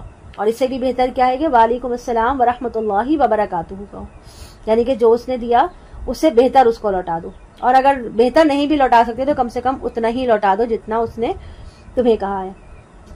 یہ چھوٹی چھوٹی چیزیں جو انسان کی زندگی میں معاشرتی آداب کے لحاظ سے بھی بہت اہمیت رکھتی ہیں، اور جن سے جو ہے وہ آپس میں محبت اور مودت کے ماحول پیدا ہوتا ہے. اللہ لا الہ الا هو لیجمعنکم الی یوم القیامۃ لا ریب فیہ. اللہ وہ ہے جس کے سوا کوئی معبود نہیں، وہ لازماً تمہیں جمع کرے گا قیامت کے دن جس کے آنے میں کوئی شک نہیں. اور اللہ سے بڑھ کر اپنی بات میں سچا بھلا کون ہوگا؟ بس تمہیں کیا ہو گیا ہے کہ تم منافقوں کے بارے میں دو گروہ ہو رہے ہو، اور اللہ نے تو ان کی کرتوتوں کے سبب الٹ دیا ہے. یعنی کہ ان کا ہجرت نہ کرنا در حقیقت اس بات کا ثبوت ہے کہ وہ الٹے پھیر دیے گئے ہیں. یعنی کہ ان کا ایمان جو ہے وہ چھین لیا گیا ہے، سلب ہو چکا ہے. ہاں کوئی مجبوری ہوتی، عذر ہوتا تو اور بات تھی، لیکن وہ بلا وجہ نہیں جو ہے وہ ہجرت سے اپنے آپ کو روک رہے ہیں، تو اس کی سزا میں اللہ نے ان کا ایمان سلب کر لیا. اتریدون ان تہتدوا من اضل اللہ. تو کیا تم چاہتے ہو کہ ان کو ہدایت دے دو جن کو اللہ نے گمراہ کر دیا ہے، اور جس کو اللہ راستے سے ہٹا دے اس کے لیے تم کوئی راستہ نہ پاؤ گے. یہ تو چاہتے ہیں کہ تم بھی کفر کرو جس طرح انہوں نے کفر کیا، تاکہ تم سب برابر ہو جاؤ. تو اب ان میں سے کسی کو دوست نہ بناؤ جب تک کہ وہ ہجرت نہ کریں اللہ کی راہ میں، اور اگر وہ پیٹ موڑ لیں ہجرت نہ کریں تو ان کو پکڑو اور قتل کرو جہاں کہیں بھی تم ان کو پاؤ. یعنی کہ اگر وہ ہجرت نہیں کرتے جو ان پر فرض کر دی گئی، ہدایت دے دو جن کو اللہ نے گمراہ کر دیا ہے، اور جس کو اللہ راستے سے ہٹا دے اس کے لیے تم کوئی راستہ نہ پاؤ گے. یہ تو چاہتے ہیں کہ تم بھی کفر کرو جس طرح انہوں نے کفر کیا، تاکہ تم سب برابر ہو جاؤ. تو اب ان میں سے کسی کو دوست نہ بناؤ جب تک کہ وہ ہجرت نہ کریں اللہ کی راہ میں، اور اگر وہ پیٹ موڑ لیں ہجرت نہ کریں تو ان کو پکڑو اور قتل کرو جہاں کہیں بھی تم ان کو پاؤ. یعنی کہ اگر وہ ہجرت نہیں کرتے جو ان پر فرض کر دی گئی ہے تو پھر وہ کافروں کے حکم میں ہے، چاہے وہ کلمہ پڑھتے ہوں، تم انہیں جہاں بھی پاؤ پکڑو اور قتل کرو. ولا تتخذوا منهم وليا ولا نصيرا. اور ان میں سے کسی کو بھی اپنا ساتھی اور مددگار مت بناؤ سوائے ان کے جن کا تعلق کسی ایسی قوم سے ہو جن کے ساتھ تمہارا کوئی معاہدہ ہوا ہے، یا وہ لوگ جو تمہارے پاس اس حال میں آئے کہ وہ دل برداشتہ ہوں اور اس بات سے کہ تم سے لڑیں یا اپنی قوم سے لڑیں. یعنی ان میں اتنی جرت نہیں کہ تمہارے خلاف کھڑے ہو کے اپنی قوم، تمہارے ساتھ کھڑے ہو کے اپنی قوم کے خلاف لڑیں، یا اپنی قوم کے ساتھ کھڑے ہو کے تمہارے خلاف لڑیں. فخذوہم وقتلوہم حیث وجدتموہم. بس ان کو پکڑو اور قتل کرو جہاں کہیں بھی پاؤ. اس میں سے دو استثناء جو ہے وہ بیان کر دی گئی ہیں. اور اگر اللہ چاہتا تو ان کو تم پر مسلط کر دیتا اور وہ تم سے لڑتے. یعنی کہ یہ بھی ہو سکتا ہے کہ اللہ نے تمہارے خلاف ہمت ادا کر دیتا اور وہ تمہارے خلاف قتال کرتے. فَإِنْ اعْتَزَلُوكُمْ فَلَمْ يُقَاتِلُوكُمْ. بس اگر یہ لوگ تم سے کنارہ کش رہیں اور تم سے جنگ نہ کریں اور تمہاری طرف صلح اور آشتی کا ہاتھ بڑھائیں، تو اللہ نے تمہیں بھی ایسے لوگوں کے خلاف اقدام کرنے کی کوئی اجازت نہیں دی. تم پاؤ گے ایک اور قسم کے لوگوں کو بھی جو چاہتے ہیں کہ تم سے بھی امن میں رہیں اور اپنی قوم سے بھی امن میں رہیں، لیکن جب بھی فتنے کی طرف موڑے جاتے ہیں تو ان کے اندر اوندھے ہو جاتے ہیں. یعنی کہ جب بھی آزمائش کا وقت آتا ہے تو اوندھے منہ گر جاتے ہیں. جب دیکھتے ہیں کہ اپنی قوم کا پلڑا بھاری ہے تو مسلمانوں کے خلاف جنگ کرنے کے لیے تیار ہو جاتے ہیں کہ اب تو فتح ہونے والی ہے اور ہمیں مال غنیمت سے حصہ مل جائے گا. یعنی کہ ان کا مقصد کیا ہوتا ہے؟ فائدہ حاصل کرنا، مال غنیمت حاصل کرنا. فَإِن لَّمْ يَعْتَزِلُوكُمْ وَيَلْقُوا إِلَيْكُمُ السَّلَامَ وَيَكُفُّوا أَيْدِيَهُمْ. بس اگر یہ تم سے کنارہ کش نہ رہیں، تمہارے سامنے صلح سلامتی پیش نہ کریں اور اپنے ہاتھ نہ روکیں، تو ان کو پکڑو اور قتل کرو جہاں کہیں بھی ان کو پاؤ. یہ وہ لوگ ہیں جن کے خلاف ہم نے تمہیں سند اور قوت عطا کر دی ہے. یعنی کہ ان کے خلاف ہم نے تمہیں کھلا اختیار دے دیا ہے کہ ان کے خلاف تم اقدامات کر سکتے ہو. وَمَا كَانَ لِمُؤْمِنٍ أَن يَقْتُلَ مُؤْمِنًا إِلَّا خَطَأً. کسی مومن کے لیے یہ روا نہیں کہ وہ ایک مومن کو قتل کرے مگر خطا کے طور پر. یعنی یہاں پہ انسان کی جو وہ بتائی جا رہی ہے عظمت کہ اس کو جو ہے کسی مومن کو بغیر کسی وجہ کے قتل نہیں کیا جا سکتا. اور خطا کے طور پہ قتل کرنے کا کیا مطلب ہے کہ جو ہے آپ سے کوئی نشانہ چوک گیا اور کسی کو جا لگا، یا کوئی سڑک پہ حادثہ ہو گیا تو اس شخص کسی گاڑی کے نیچے آ گیا، آپ اس کو جان بوجھ کے نہیں مار رہے، انٹینشنلی آپ یہ کام نہیں کر رہے، لیکن اتفاقی طور پہ ایسا ہو گیا، تو اس کے لیے کہا کہ ہو سکتا ہے. لیکن ومن قتل مؤمنا خطأ فتحریر رقبۃ مؤمنہ. اور جو شخص کسی مومن کو قتل کر دے غلطی سے تو اس کے ذمہ ہے ایک مسلمان غلام کی گردن کا آزاد کرنا اور خون بہا مقتول کے گھر والوں کو ادا کرنا الا یہ کہ وہ اسے معاف کر دیں. یعنی قتل خطا کے بدلے قاتل کو قتل نہیں کیا جائے گا بلکہ خون بہا ادا کیا جائے گا. اور یہ مقتول کے ورثہ کا حق ہے اور گناہ کے کفارے کے طور پر ایک مسلمان غلام کو آزاد کرنا ہوگا، یہ اللہ کا حق ہے.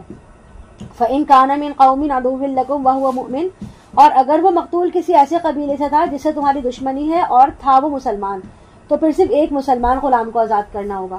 اور اگر وہ مقتول کسی ایسی قوم میں سے تھا جس کے ساتھ تمہارا معاہدہ ہوا تھا تو پھر دید بھی دینا ہوگا اس کے گھر والوں کو، اور ایک مومن مسلمان غلام کو بھی آزاد کرنا ہوگا. پھر جو یہ غلام آزاد نہ کر سکے تو روزے رکھے 2 مہینے کے لگاتار. یہ اللہ کی طرف سے توبہ قبول کرنے کا ذریعہ ہے اور یقیناً اللہ علیم اور حکیم ہے.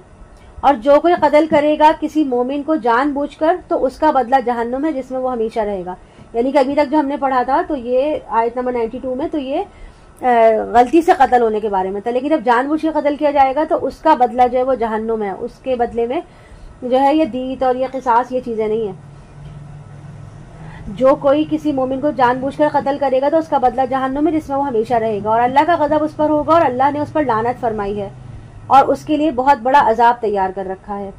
یا ایھا الذین آمنوا اذا ضربتم فی سبیل اللہ فتبینوا، اے اہل ایمان جب تم اللہ کی راہ میں نکلو تو تحقیق کر لیا کرو. اور جو شخص بھی تمہارے سامنے سلام پیش کرے یا اسلام پیش کرے اس کو یہ مت کہو کہ تم مومن نہیں ہو. تم دنیا کا سامان چاہتے ہو تو اللہ کے ہاں بڑی غنیمتیں ہیں. تم خود بھی پہلے ایسے ہی تھے تو اللہ نے تم پر احسان فرمایا. تو دیکھو تحقیق کر لیا کرو اور جو کچھ تم کر رہے ہو اللہ اس سے اچھی طرح باخبر ہے. برابر نہیں ہے اہل ایمان میں سے بیٹھ رہنے والے بغیر عذر کے اور وہ لوگ جو اللہ کی راہ میں جہاد کے لیے نکلے اپنی جان اور مال کے ساتھ. یعنی کہ جو اللہ کی راہ میں جہاد کرتے ہیں وہ اور جو گھروں میں بیٹھے رہ جاتے ہیں وہ برابر نہیں ہے. اللہ نے فضیلت دی ہے ان مجاہدوں کو جو اپنی جانوں اور اپنے مالوں سے جہاد کرنے والے ہیں بیٹھے رہنے والوں پر، ایک بہت بڑے درجے کی. اگرچہ سب کے لیے اللہ کی طرف سے اچھا وعدہ ہے لیکن فضیلت دی ہے اللہ تعالیٰ نے مجاہدین کو بیٹھے رہنے والوں پر ایک اجر عظیم کی صورت میں. ان کے لیے اس کے رب کی طرف سے بلند درجات بھی ہوں گے اور مغفرت و رحمت بھی ہوگی، اور یقیناً اللہ تعالیٰ بخشنے والا اور بہت رحم کرنے والا ہے. یقیناً وہ لوگ کہ جن کو فرشتے اس حال میں قبض کریں گے کہ وہ اپنی جانوں پر ظلم کر رہے تھے، یعنی انہوں نے ہجرت نہیں کی تھی، اس سلسلے میں انہوں نے رسول پاک صلی اللہ علیہ وسلم کے حکم کی اطاعت نہیں کی تھی، اور آخر موت تو آنی ہے، لہٰذا فرشتے جب ان کی روح قبض کریں گے تو ان کے ساتھ مکالمہ کریں گے. کیا مکالمہ کریں گے؟ قالوا فیما کنتم، وہ ان سے کہیں گے کہ یہ تم کس حال میں تھے، تم نے تو ایمان کا دعویٰ کیا لیکن جب رسول اللہ صلی اللہ علیہ وسلم نے ہجرت کا حکم دیا تو ہجرت کیوں نہیں کی، تمہیں کیا ہو گیا تھا؟ قالوا کنا مستضعفین فی الارض، وہ کہیں گے ہم مجبور اور کمزور بنا دیے گئے تھے اس زمین میں. وہ فرشتے کہیں گے کیا اللہ کی زمین کشادہ نہیں تھی کہ تم اس میں ہجرت کرتے؟ تو یہ وہ لوگ ہیں جن کا ٹھکانہ جہنم ہے اور وہ بہت بری جگہ ہے ٹھہرنے کی، سوائے ان مردوں عورتوں اور بچوں کے جن کو واقعتاً دبا لیا گیا ہو، یعنی کہ جن لوگوں کو کمزور سمجھ کے دبا لیا گیا ہو اور واقعتاً ان کو زنجیروں میں جکڑ کے بند کر دیا گیا ہو. ان کا معاملہ الگ ہے. یا پھر کچھ عورتیں جن کے لیے تنہا سفر کرنا ممکن نہیں ہوتا، لیکن روایت میں آیا ہے کہ کچھ ایسی عورتیں بھی ہیں جنہوں نے تنہا ہجرتیں کی، لیکن ہر ایک کے لیے بات ممکن نہیں تھی. لا يستطيعون حیلۃ ولا يهتدون سبیلا، نہ تو وہ کوئی تدبیر کر سکتے ہیں اور نہ وہ راستہ جانتے ہیں. بعید نہیں کہ ایسے لوگوں کو اللہ تعالیٰ معاف فرما دے، اور اللہ واقعتاً بخشنے والا اور معاف فرمانے والا ہے. یعنی کہ ایسے بے بس لاچار مردوں بچوں اور عورتوں کے لیے تو حکم ہوا تھا کہ انہیں چھڑانے کے لیے قتال فی سبیل اللہ کرو، لیکن جو لوگ ہجرت اور اس کے واضح حکم کے بعد بھی بغیر عذر کے بیٹھے رہے ان کے بارے میں مسلمانوں کو بتایا گیا کہ وہ منافق اور ان سے تمہارا کوئی تعلق نہیں جب تک کہ وہ ہجرت نہ کریں، بلکہ قتال کے معاملے میں بھی وہ بالکل کفار کے برابر ہے. وَمَن يُهَاجِرْ فِي سَبِيلِ اللَّهِ يَجِدْ فِي الْأَرْضِ مُرَاغَمًا كَثِيرًا وَسَعَةً، اور جو کوئی ہجرت کرے گا اللہ کی راہ میں وہ پائے گا زمین میں بڑے ٹھکانے اور بڑی وسعت. اور جو کوئی اپنے گھر سے نکل کھڑا ہو ہجرت کے لیے اللہ کے رسول کی طرف پھر اسے موت نے آ لیا تو اس کا اجر اللہ کے ذمہ ثابت ہو گیا، اور یقیناً اللہ بخشنے والا اور بہت رحم کرنے والا ہے. اور اے مسلمانوں جب تم زمین میں سفر کرو تو تم پر کوئی گناہ نہیں اگر تم نماز سے کچھ کم کر لیا کرو، یعنی کہ یہاں پہ قصر نماز کے بارے میں آ رہا ہے. وَإِنْ خِفْتُمْ أَنْ يَفْتِنَكُمُ الَّذِينَ كَفَرُوا، اگر تمہیں اندیشہ ہو کہ کافر تمہیں نقصان پہنچائیں گے، یقیناً یہ کافر تمہارے کھلے دشمن ہیں. یہ تو حالت سفر میں قصر صلاۃ کا حکم ہے، لیکن جنگ کی حالت میں بھی قصر یعنی کہ صلاۃ الخوف کا طریقہ اگلی آیت میں آ رہا ہے. یعنی کہ حالت جنگ میں جب پورے لشکر کے ایک ساتھ نماز پڑھنا ممکن نہ ہو تو گروہوں کی شکل میں نماز پڑھنے کی اجازت ہے. لیکن ایسی صورت میں حضرت محمد صلی اللہ علیہ وسلم خود بھی جب لشکر میں موجود ہوتے تھے تو کوئی ایک گروہ جو ہے وہ آپ صلی اللہ علیہ وسلم کی نماز پڑھ سکتا تھا، جبکہ دوسرا گروہ جو تھا اس کو محرومی کا احساس ہوتا. لہٰذا اگلی آیت میں اس کی ایک تدبیر جو ہے وہ بہت عمدہ طریقے سے بتائی گئی ہے کہ وَإِذَا كُنْتَ فِيهِمْ فَأَقَمْتَ لَهُمُ الصَّلَاةَ فَلْتَقُمْ طَائِفَةٌ مِّنْهُمْ مَعَكَ وَلْيَأْخُذُوا أَسْلِحَتَهُمْ. اور اے نبی صلی اللہ علیہ وسلم جب آپ ان کے درمیان موجود ہوں اور حالت جنگ میں انہیں نماز پڑھانے کے لیے کھڑے ہوں تو ان میں سے ایک گروہ کو کھڑا ہونا چاہیے آپ کے ساتھ اور وہ اپنا اسلحہ لیے ہوئے ہو. جب وہ سجدہ کر چکے ہیں تو تمہارے پیچھے ہو جائیں. اور آئے دوسرا گروہ جنہوں نے ابھی نماز نہیں پڑھی اور وہ آپ کے ساتھ نماز پڑھیں. یعنی کہ حضرت محمد صلی اللہ علیہ وسلم نے ایک رکعت نماز پڑھا دی، اس کے بعد آپ بیٹھے رہے، دوسری رکعت کے لیے کھڑے نہیں ہوئے، جبکہ مقتدیوں نے دوسری رکعت خود ادا کر لی، 2 رکعتیں پوری کر کے وہ اپنے محاذ پہ چلے گئے. تو دوسرے گروہ کے لوگ جو اب تک نماز میں شریک نہیں ہوئے تھے نماز کے لیے حضور پاک صلی اللہ علیہ وسلم کے پیچھے آ کے کھڑے ہو گئے. اب حضور پاک صلی اللہ علیہ وسلم نے کیا کیا کہ دوسری رکعت اس گروہ کے لوگوں کی موجودگی میں پڑھائی. اس کے بعد پھر حضور پاک صلی اللہ علیہ وسلم نے سلام پھیر دیا. لیکن مقتدیوں نے کیا کیا کہ انہوں نے اپنی دوسری رکعت جو ہے وہ انفرادی طور پر ادا کی. اس طریقے سے لشکر میں کوئی شخص بھی جو ہے وہ حضرت محمد صلی اللہ علیہ وسلم کی امامت کا جو شرف تھا اور سعادت تھی اس سے محروم نہ رہا. وَلْيَأْخُذُوا حِذْرَهُمْ وَأَسْلِحَتَهُمْ. اور ان کو بھی چاہیے کہ وہ اپنی حفاظت کا سامان اور اپنا اسلحہ اپنے ساتھ رکھیں. یہ کافر لوگ تو اسی طاق میں رہتے ہیں کہ تم جیسے ہی اپنا اسلحہ اور اپنے ساز و سامان سے ذرا سے غافل ہو تو وہ تم پر ایک دم ٹوٹ پڑیں. اور تم پر کوئی گناہ نہیں ہے کہ اگر تم کوئی تکلیف ہو یا بارش کی وجہ سے یا تم بیمار ہو جاؤ اور ایسی صورتوں میں تم اپنا اسلحہ اتار کر رکھ دو، البتہ اپنا بچاؤ ضرور کر لیا کرو. یعنی کہ اگر نیزہ تلوار وغیرہ جسم سے بندھے ہوں تو اس حالت میں نماز پڑھنا مشکل ہوگا نا، تو اسلحہ وغیرہ کھول کر علیحدہ رکھ دینے میں کوئی حرج نہیں ہے، بشرطے کہ حالت جنگ اس کی اجازت دیتے ہو. ایسا نہ ہو کہ آپ نے اپنا ہتھیار اتار کے رکھ دیے اور اچانک کوئی حملہ ہو جائے تو آپ اپنے آپ کو بچا نہ سکیں. تو اس لیے جیسے حالات ہوں اس کے مطابق کام کرنا چاہیے. ان اللہ اعد للکافرین عذابا مہینا. یقیناً اللہ تعالیٰ نے کافروں کے لیے بہت ذلت آمیز عذاب تیار کر رکھا ہے. پھر جب تم اس طریقے سے نماز ادا کر لو تو پھر ذکر کرو اللہ کا، کھڑے ہو کر، بیٹھے اور لیٹے، یعنی چلتے پھرتے، اٹھتے بیٹھتے، سواری پر، غرض ہر حالت میں اللہ کا ذکر جاری رکھنا چاہیے. یعنی کہ صرف نماز میں ہی نہیں بلکہ ہر وقت ہر حال میں ہی اس کا اہتمام کرنا چاہیے. فَإِذَا اطْمَأْنَنْتُمْ فَأَقِيمُوا الصَّلَاةَ. پھر جب تمہیں امن حاصل ہو جائے تو نماز کو قائم کرو تمام آداب و شرائط کے ساتھ. یعنی کہ جو ابھی صلاۃ الخوف کی جو نماز کا طریقہ بتایا گیا ہے، صلاۃ الخوف کا جو نماز کا طریقہ بتایا گیا ہے یہ صرف اضطراری حالت میں ہوگی، مگر جب خوف چلا جائے گا اور امن کی حالت ہوگی تو نماز کو جو اس کے شریعت کے احکام اور آداب کے مطابق ہی ادا کرنا ضروری ہے. ان الصلاۃ کانت علی المؤمنین کتابا موقوتا. یقیناً نماز اہل ایمان پر فرض کی گئی ہے وقت کی پابندی کے ساتھ. اور اس دشمن گروہ کا پیچھا کرنے میں کوئی کمزوری نہ دکھاؤ، اور اگر تمہیں تکلیف پہنچتی ہے تو تمہاری طرح انہیں بھی تو تکلیف پہنچتی ہے. یعنی کہ نصیحت کا ایک انداز یہاں بتایا جا رہا ہے کہ اگر تم لوگ نقصان اٹھا رہے ہو تو کیا ہوا، تمہارے دشمن بھی تو ویسے ہی نقصان سے دوچار ہو رہے ہیں، انہیں بھی تکلیف پہنچ رہی ہے، وہ بھی زخم کھا رہے ہیں، ان کے بھی لوگ مر رہے ہیں. وَتَرْجُونَ مِنَ اللَّهِ مَا لَا يَرْجُونَ. اور تم اللہ سے ایسی امیدیں رکھتے ہو جیسی امیدیں وہ نہیں رکھتے. یعنی کہ تمہیں تو جنت کی امید ہے، جو تمہیں تکلیفیں اٹھا رہے ہو اس کے بدلے تمہارے لیے تو جنت ہے، اللہ سے مغفرت کی امید ہے، لیکن ان کے لیے تو ایسی بھی کوئی امید نہیں ہے. لہٰذا اس اعتبار سے تمہیں مزید پرجوش ہونا چاہیے جنگ کے بارے میں اور کمزوری نہیں دکھانی چاہیے. وَكَانَ اللَّهُ عَلِيمًا حَكِيمًا. اور یقیناً اللہ علیم بھی ہے اور حکیم بھی. اِنَّا أَنزَلْنَا إِلَيْكَ الْكِتَابَ بِالْحَقِّ لِتَحْكُمَ بَيْنَ النَّاسِ بِمَا أَرَاكَ اللَّهُ. اے نبی یقیناً ہم نے آپ پر کتاب نازل کی ہے حق کے ساتھ تاکہ آپ لوگوں کے درمیان فیصلہ کریں اس کے مطابق جو اللہ نے آپ کو دکھایا ہے، اور آپ خیانت کرنے والوں کی طرف سے جھگڑنے والے نہ بنیں اور اللہ سے استغفار کریں. یقیناً اللہ تعالیٰ بہت بخشنے والا، بہت رحم کرنے والا ہے. اور آپ مت جھگڑیے ان لوگوں کی طرف سے جو اپنی جانوں کے ساتھ خیانت کرتے ہیں. یقیناً اللہ تعالیٰ بالکل پسند نہیں کرتا خیانت میں بڑے ہوئے اور گنہگار لوگوں کو. یہ لوگوں سے چھپتے ہیں مگر اللہ سے نہیں چھپ سکتے. یعنی کہ اپنی حرکات کو انسانوں سے چھپا سکتے ہیں مگر اللہ سے کسی صورت نہیں چھپا سکتے. اور وہ تو ان کے ساتھ ہوتا ہے جب وہ راتوں کو چھپ کر ان کی مرضی کے خلاف مشورے کرتے ہیں. اور جو کچھ وہ کر رہے ہیں اللہ تعالیٰ اس کا احاطہ کیے ہوئے ہے، یعنی وہ اللہ کی پکڑ سے باہر نہیں نکل سکتے. ہا انتم ہؤلاء جادلتم عنہم فی الحیات الدنیا. یہ تم لوگ ہو جنہوں نے دنیا کی زندگی میں ان مجرموں کی طرف سے جھگڑا کر لیا، مگر قیامت کے دن اللہ سے ان کے بارے میں کون جھگڑا کرے گا، یا کون ہوگا جو وہاں ان کا وکیل بن سکے گا. اور جو کوئی بری حرکت کرے یا اپنی جان پر ظلم کر بیٹھے اور پھر اللہ سے استغفار کرے تو وہ اللہ کو بخشنے والا اور بہت رحم کرنے والا پائے گا. اور جو کوئی بھی گناہ کماتا ہے تو اس کا وبال اپنی ہی جان پر لیتا ہے. اللہ حکیم اور علیم ہے. اور جو کوئی کسی غلطی یا گناہ کا ارتکاب کرتا ہے پھر اس کا الزام کسی بے گناہ پر لگا دیتا ہے تو اس نے اپنے سر پر ایک بہت بڑا بہتان اور بہت سری گناہ کا بوجھ لے لیا. یعنی کسی نے کوئی گناہ کمایا، کوئی خطا کی، کوئی جرم کیا اور اس کی تہمت اس نے کسی دوسرے شخص پر لگا دی تو اس کا جو ہے گناہ اس نے بہت بڑا بار ہے جو اس نے اب سمیٹ لیا، اپنے اوپر لے لیا.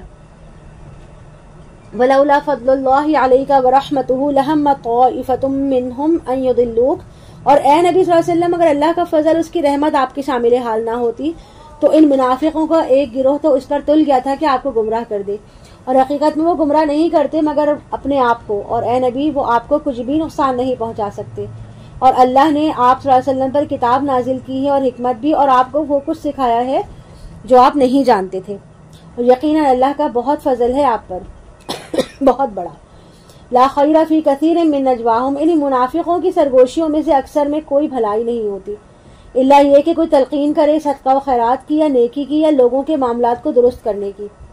اور جو شخص اس طرح کی سرگوشی کرے گا اللہ تعالیٰ کی رضا جوئی کے لیے تو عنقریب ہم اسے اس کا بہت بڑا اجر دیں گے. اور جو کوئی رسول صلی اللہ علیہ وسلم کی مخالفت پر تل گیا اس کے بعد کہ اس پر ہدایت واضح ہو چکی تھی اور وہ اہل ایمان کے راستے کے سوا کوئی راستہ اختیار کرے تو ہم بھی اس کو اسی طرف پھیر دیتے ہیں جس طرف اس نے خود رخ اختیار کر لیا ہو، اور ہم اسے پہنچائیں گے جہنم میں، اور یہ بہت بری لوٹنے کی جگہ ہے.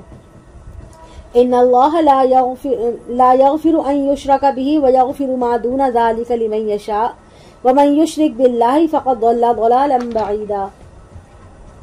اللہ ہرگز نہیں بخشے گا اس بات کو کہ اس کے ساتھ شرک کیا جائے، اور بخش دے گا اس کے سوا جس کے لیے چاہے گا. اور جو شرک کرتا ہے اللہ کے ساتھ وہ تو پھر گمراہ ہو گیا اور گمراہی میں بہت دور نکل گیا. نہیں پکارتے یہ لوگ اللہ کے سوا مگر دیویوں کو، اور نہیں پکارتے کسی کو سوائے سرکش شیطان کے.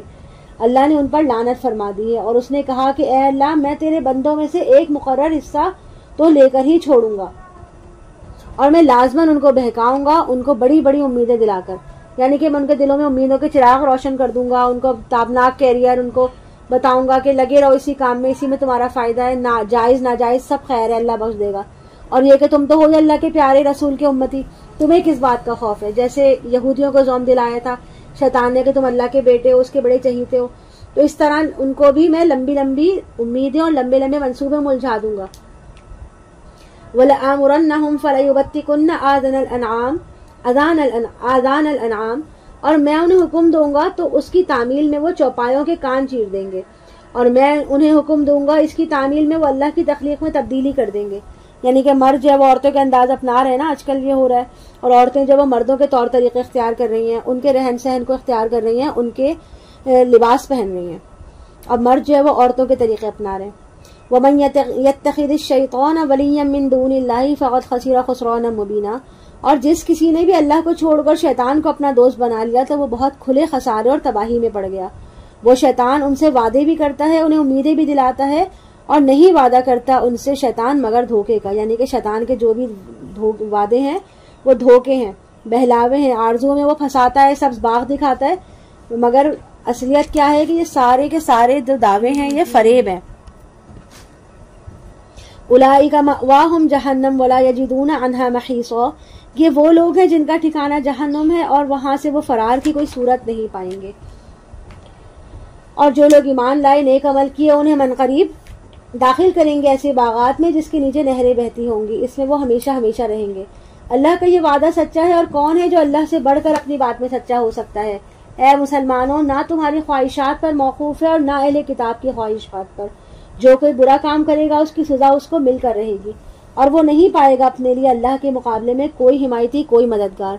اور جو نیک عمل کرے گا چاہے وہ مرد ہو یا عورت اور ہو وہ صاحب ایمان، تو یہ وہ لوگ ہیں جو جنت میں داخل ہوں گے، اور ان کی تل برابر بھی حق تلفی نہیں کی جائے گی. اور اس سے بہتر دین کس کا ہوگا جس نے اپنا چہرہ اللہ کے سامنے جھکا دیا اور اس کے بعد احسان کے درجے پر پہنچ گیا، اور اس نے پیروی کی دین ابراہیم کی یکسو ہو کر، یا پیروی کی اس ابراہیم کے دین کی جو یکسو تھا. اور اللہ نے ابراہیم علیہ السلام کو اپنا دوست بنا لیا تھا. اور اللہ ہی کے لیے ہے جو کچھ آسمانوں میں ہے اور جو کچھ زمین میں ہے. اللہ تعالیٰ ہر شے کا احاطہ کیے ہوئے ہے.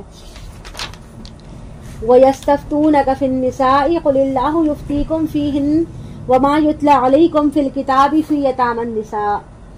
اے نبی صلی اللہ علیہ وسلم، یہ لوگ آپ سے عورتوں کے معاملے میں فتویٰ پوچھتے ہیں، کہہ دیجئے اللہ تمہیں فتویٰ دیتا ہے، یعنی وضاحت کرتا ہے ان کے بارے میں، اور جو تمہیں پہلے سے سنایا جا رہا ہے کتاب میں یتیم لڑکیوں کے بارے میں، جن کو تم دیتے نہیں ہو جو اللہ نے ان کے لیے لکھ دیا ہے، اور چاہتے ہو کہ ان سے نکاح بھی کرو، یعنی انہیں یتیم سمجھ کر مہر ادا کیے بغیر ان سے نکاح کرنے کے خواہش مند ہو۔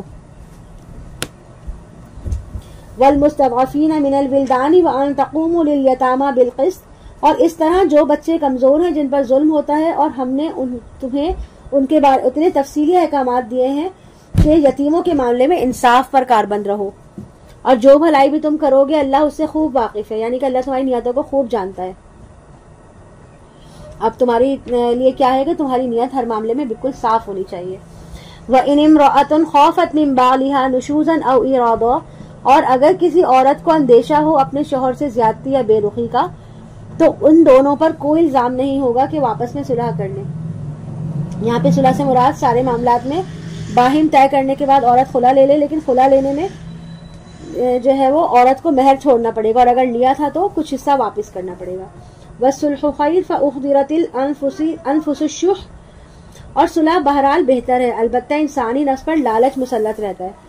مرد چاہے گا کہ میرا پورا مہر واپس کیا جائے، جبکہ عورت چاہے گی کہ مجھے کچھ بھی واپس نہ کرنا پڑے، دونوں کے اندر جو ہے وہ لالچ ہو۔ وَإِن تُحْسِنُوا وَتَتَّقُوا فَإِنَّ اللَّهَ كَانَ بِمَا تَعْمَلُونَ خَبِيرًا، اور اگر تم احسان کرو اور تقوی اختیار کرو تو جان لو کہ اللہ تمہارے اعمال سے باخبر ہے۔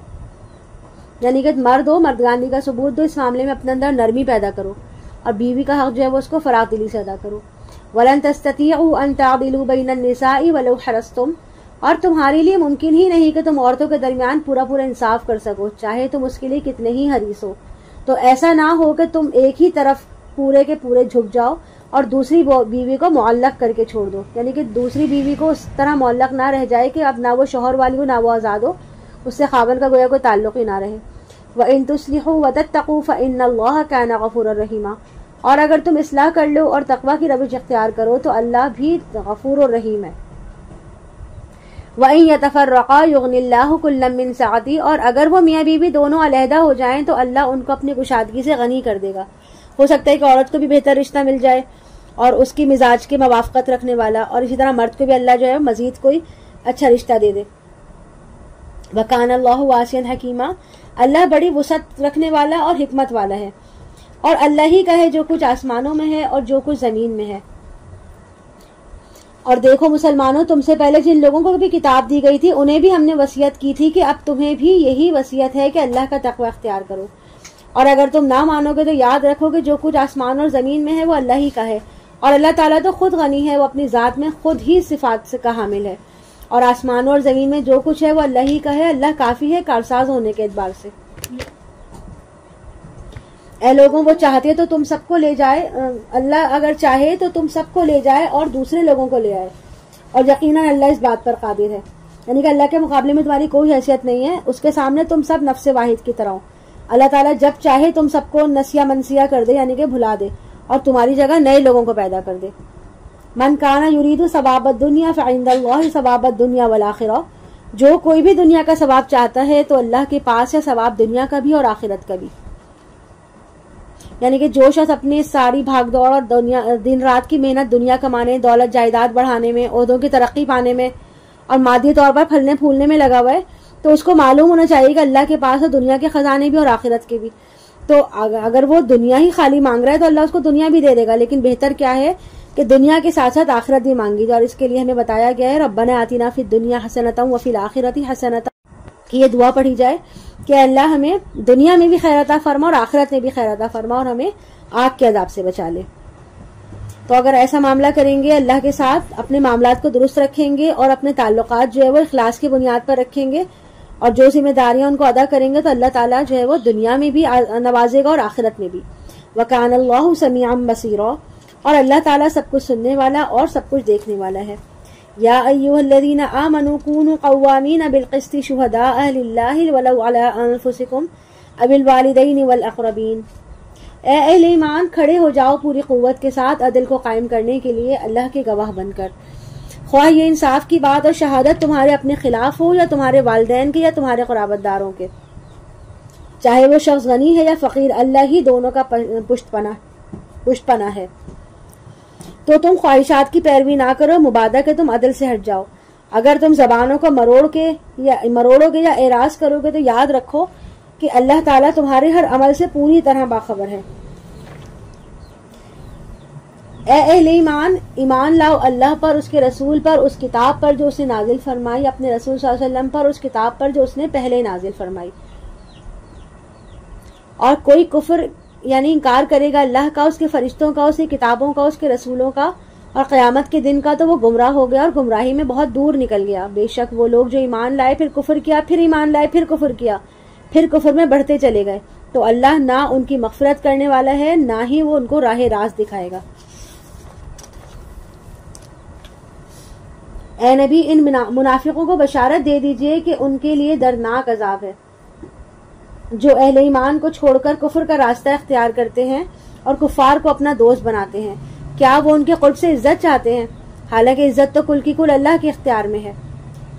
اور یہ بات وہ تم پر نازل کر چکا ہے کتاب میں کہ جب تم سنو اللہ کی آیات کے ساتھ کفر کیا جا رہا ہے اور ان کا مذاق اڑایا جا رہا ہے تو ان کے ساتھ مت بیٹھو یہاں تک کہ وہ کسی اور بات میں لگ جائیں، ورنہ تم بھی انہی کی مانند ہو جاؤ گے۔ یعنی کہ اگر ان کے ساتھ بیٹھے رہو گے، ان کے برے کاموں میں ان کے ساتھ شریک رہو گے، اور شریک نہیں بھی ہوگے، صرف بیٹھے بھی رہو گے، تو تم بھی ان جیسے ہو جاؤ گے۔ صحبت کا اثر۔ ان اللہ جامع المنافقین والکافرین فی جہنم جميعا، یقیناً اللہ تعالیٰ جمع کرنے والا ہے منافقوں کو بھی اور کافروں کو بھی جہنم میں، سب کے سب کو۔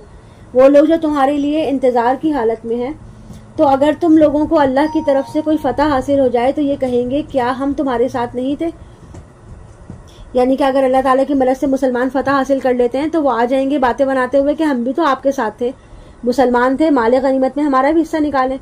وَإِن كَانَ لِلْكَافِرِينَ نَصِيبٌ قَالُوا أَلَمْ نَسْتَحْوِذْ عَلَيْكُمْ وَنَمْنَعْكُمْ مِنَ الْمُؤْمِنِينَ، اور اگر کوئی حصہ پہنچ جائے کافروں کو، یعنی کہ اگر وقتی طور پر کفار کو فتح حاصل ہو جائے، جنگ میں ان کا پلڑا بھاری ہو جائے، تو وہ کہیں گے کہ اپنے کافر ساتھیوں سے کیا ہم نے تمہارا گھیراؤ نہیں کر لیا تھا اور کیا ہم نے بچایا نہیں تم کو مسلمانوں سے؟ یعنی ہم نے تو آپ کو مسلمانوں سے بچانے کا منصوبہ بنایا ہوا تھا، ہم تو آپ کے لیے آڑ بنے ہوئے تھے۔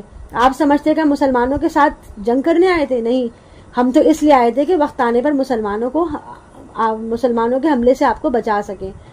فاللہ یحکم بینکم یوم القیامہ ولن یجعل اللہ للکافرین علی المؤمنین سبیلا، تو اللہ ہی فیصلہ کرے گا تمہارے درمیان قیامت کے دن، اور اللہ اہل ایمان کے مقابلے میں کافروں کو راہیاب نہیں کرے گا۔ ان المنافقین یخادعون اللہ، یقیناً منافق کوشش کر رہے ہیں اللہ کو دھوکہ دینے کی، حالانکہ وہ انہی کو دھوکے میں ڈالنے والا ہے۔ اور جب وہ کھڑے ہوتے ہیں نماز کے لیے تو کھڑے ہوتے ہیں بڑی ہی کسل مندی کے ساتھ، یعنی کہ منافقین کی نماز ہے کہ نماز کے لیے جب وہ کھڑے ہوتے ہیں تو صاف نظر آ رہا ہوتا ہے کہ ان کی طبیعت میں بشاشت نہیں ہے، آبادگی نہیں ہے، لیکن چونکہ وہ اپنے آپ کو مسلمان ظاہر کر رہے ہیں لہٰذا وہ مجبوراً اپنے آپ کو نماز کے لیے کھڑا کرتے ہیں۔ یراؤون الناس ولا یذکرون اللہ الا قلیلا، وہ کھڑے ہوتے ہیں محض لوگوں کو دکھانے کے لیے اور اللہ کا ذکر نہیں کرتے مگر بہت کم، یعنی کہ ذکر الہی جو نماز کا اصل مقصد ہے وہ انہیں نصیب نہیں ہوتا، مگر ممکن ہے کہ اس بے دھیانی میں کسی وقت کوئی آیت بجلی کے کڑکے کی طرح کڑک کر ان کے شعور میں کچھ نہ کچھ اثرات پیدا کر دے، لیکن اصل میں وہ دل سے نماز پڑھنے والے نہیں ہوتے۔ مذبذبین بین ذالک، یہ ان کے مابین مذبذب ہو کر رہ گئے ہیں، یعنی کفر اور ایمان کے درمیان ڈاوا ڈول ہیں، کسی بھی طرح وہ یکسو نہیں ہوتے۔ لا الہ ہؤلاء ولا الہ ہؤلاء، نہ تو یہ ان کی جانب ہے اور نہ ہی ان کی جانب ہے، اور جسے اللہ نے گمراہ کر دیا تو اس کے لیے تم کوئی راستہ نہ پاؤ گے۔ اے اہل ایمان، مت بناؤ کافروں کو اپنا دلی دوست مسلمانوں کو چھوڑ کر۔ کیا تم چاہتے ہو کہ تم اپنے خلاف اللہ کے ہاتھ میں ایک صریح حجت دے دو؟ یقیناً منافقین آگ کے سب سے نچلے طبقے میں ہوں گے اور نہ تم پاؤ گے ان کے لیے کوئی مددگار سوائے ان لوگوں کے جو توبہ کریں اور اصلاح کریں اور اللہ سے چمٹ جائیں، یعنی کہ اللہ کے دامن کو مضبوطی سے تھام لیں، ایمان میں یکسو ہو جائیں، شیطان سے محبت کی پینگیں نہ بڑھائیں اور شیطان کے ایجنٹ سے دوستیاں نہ کریں، اور اپنے آپ کو دین اسلام کے ساتھ وابستہ کر لیں۔